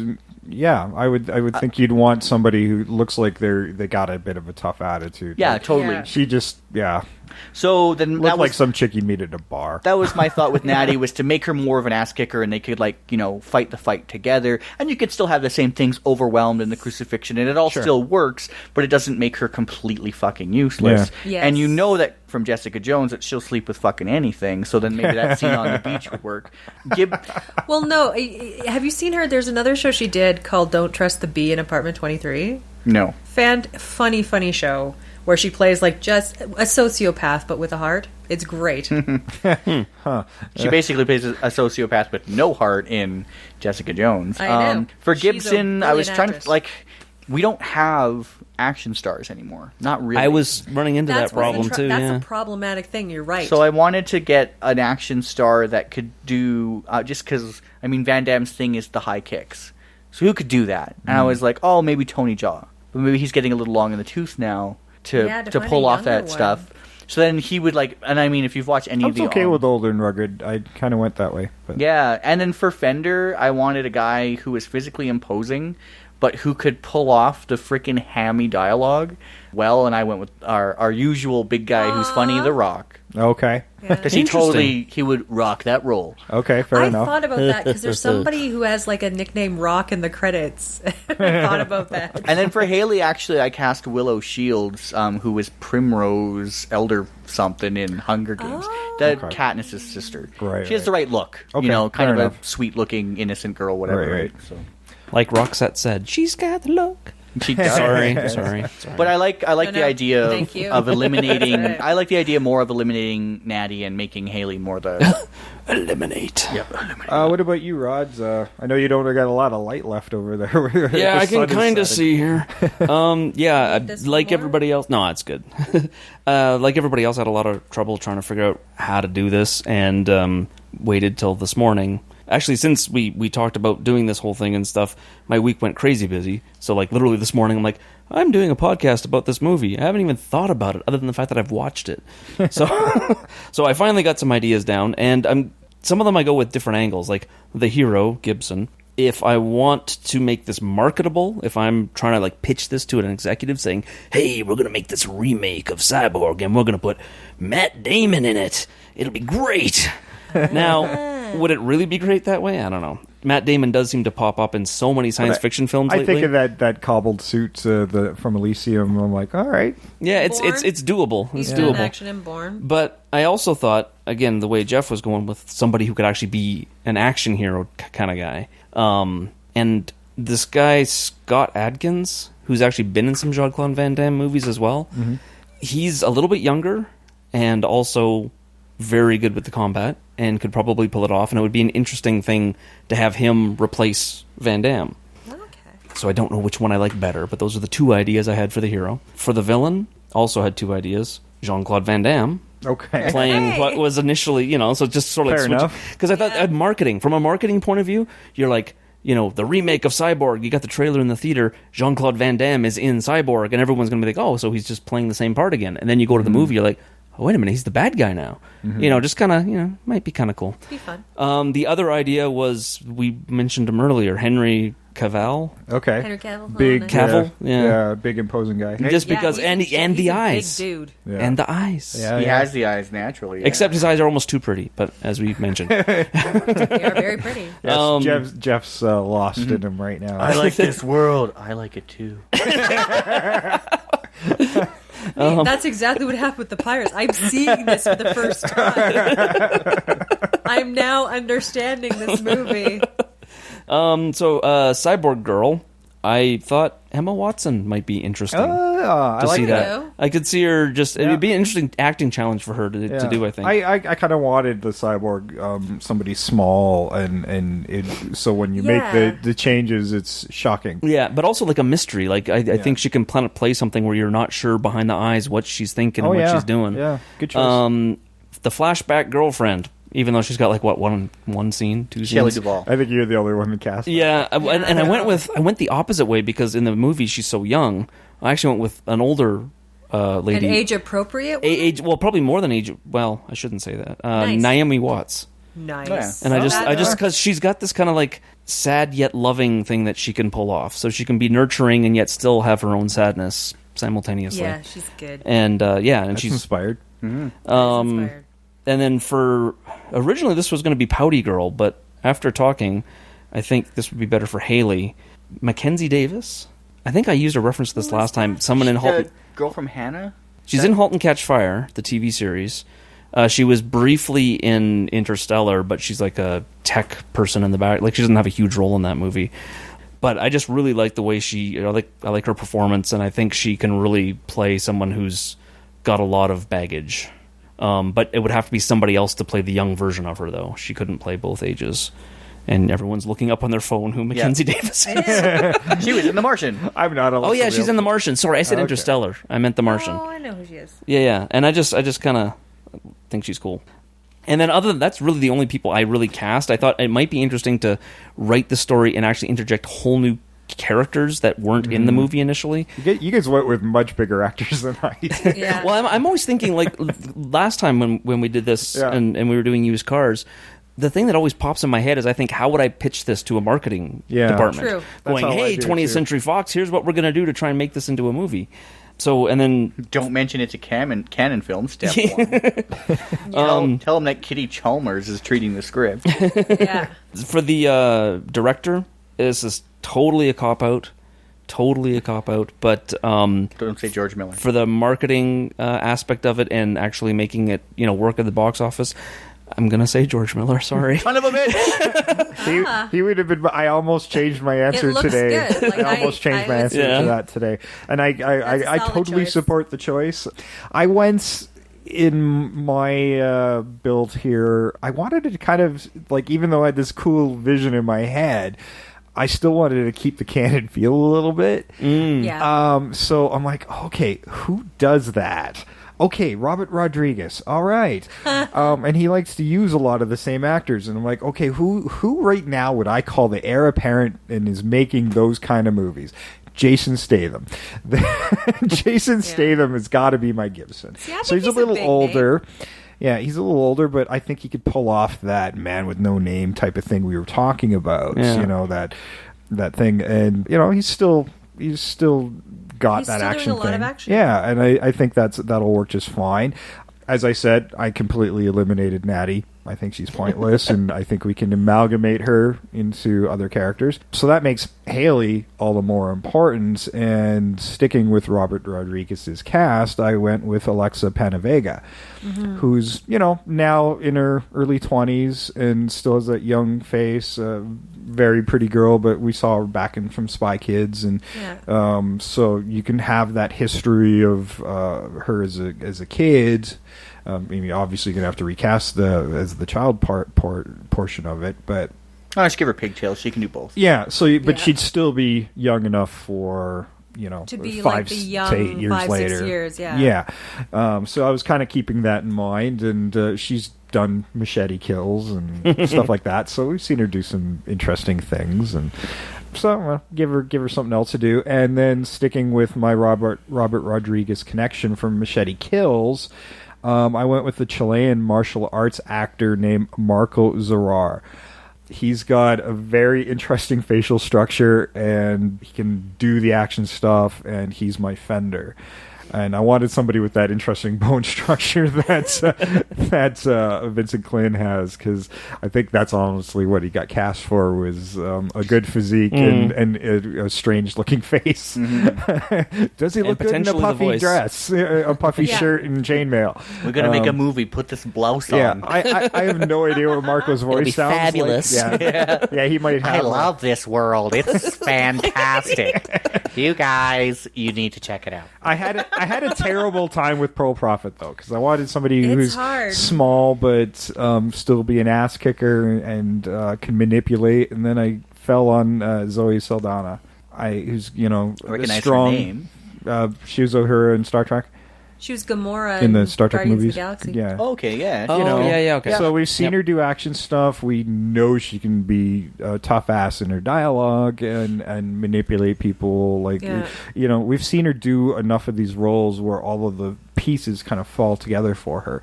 And we did want to do more with her. So that was my choice there. And that was really all my casting. So we know my thoughts on where I want the movie to go.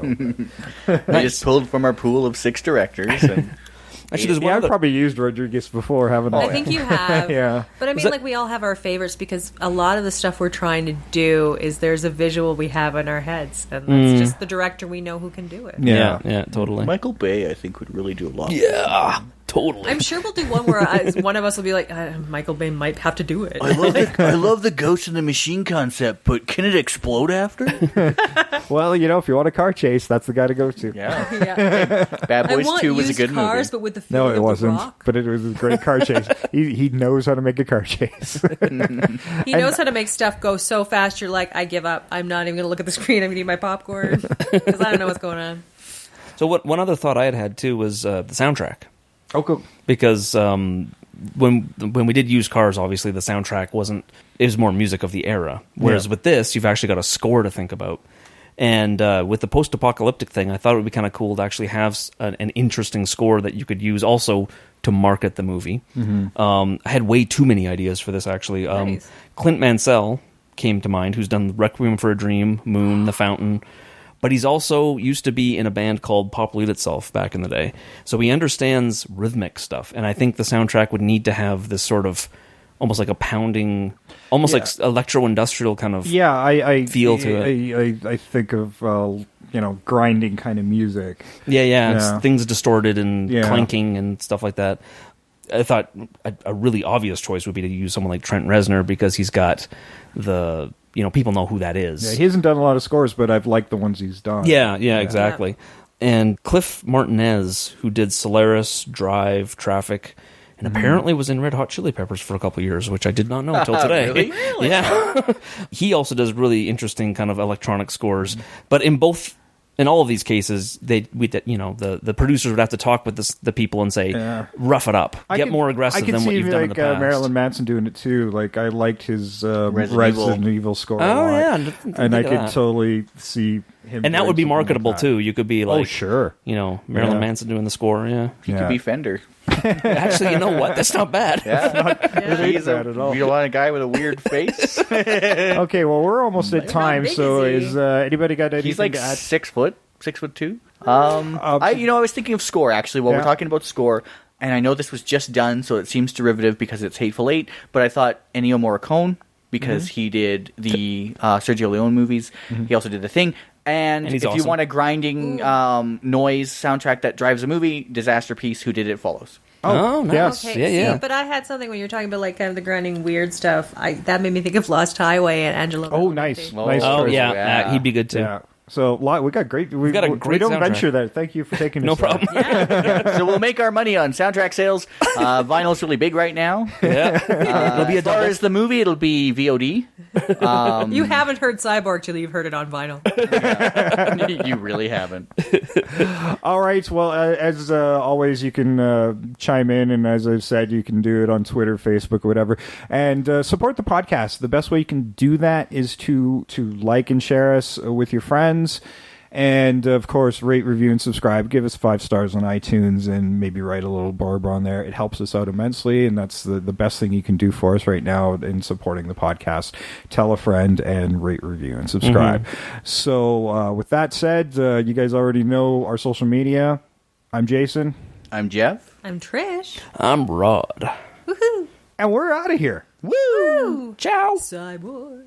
Cyborg.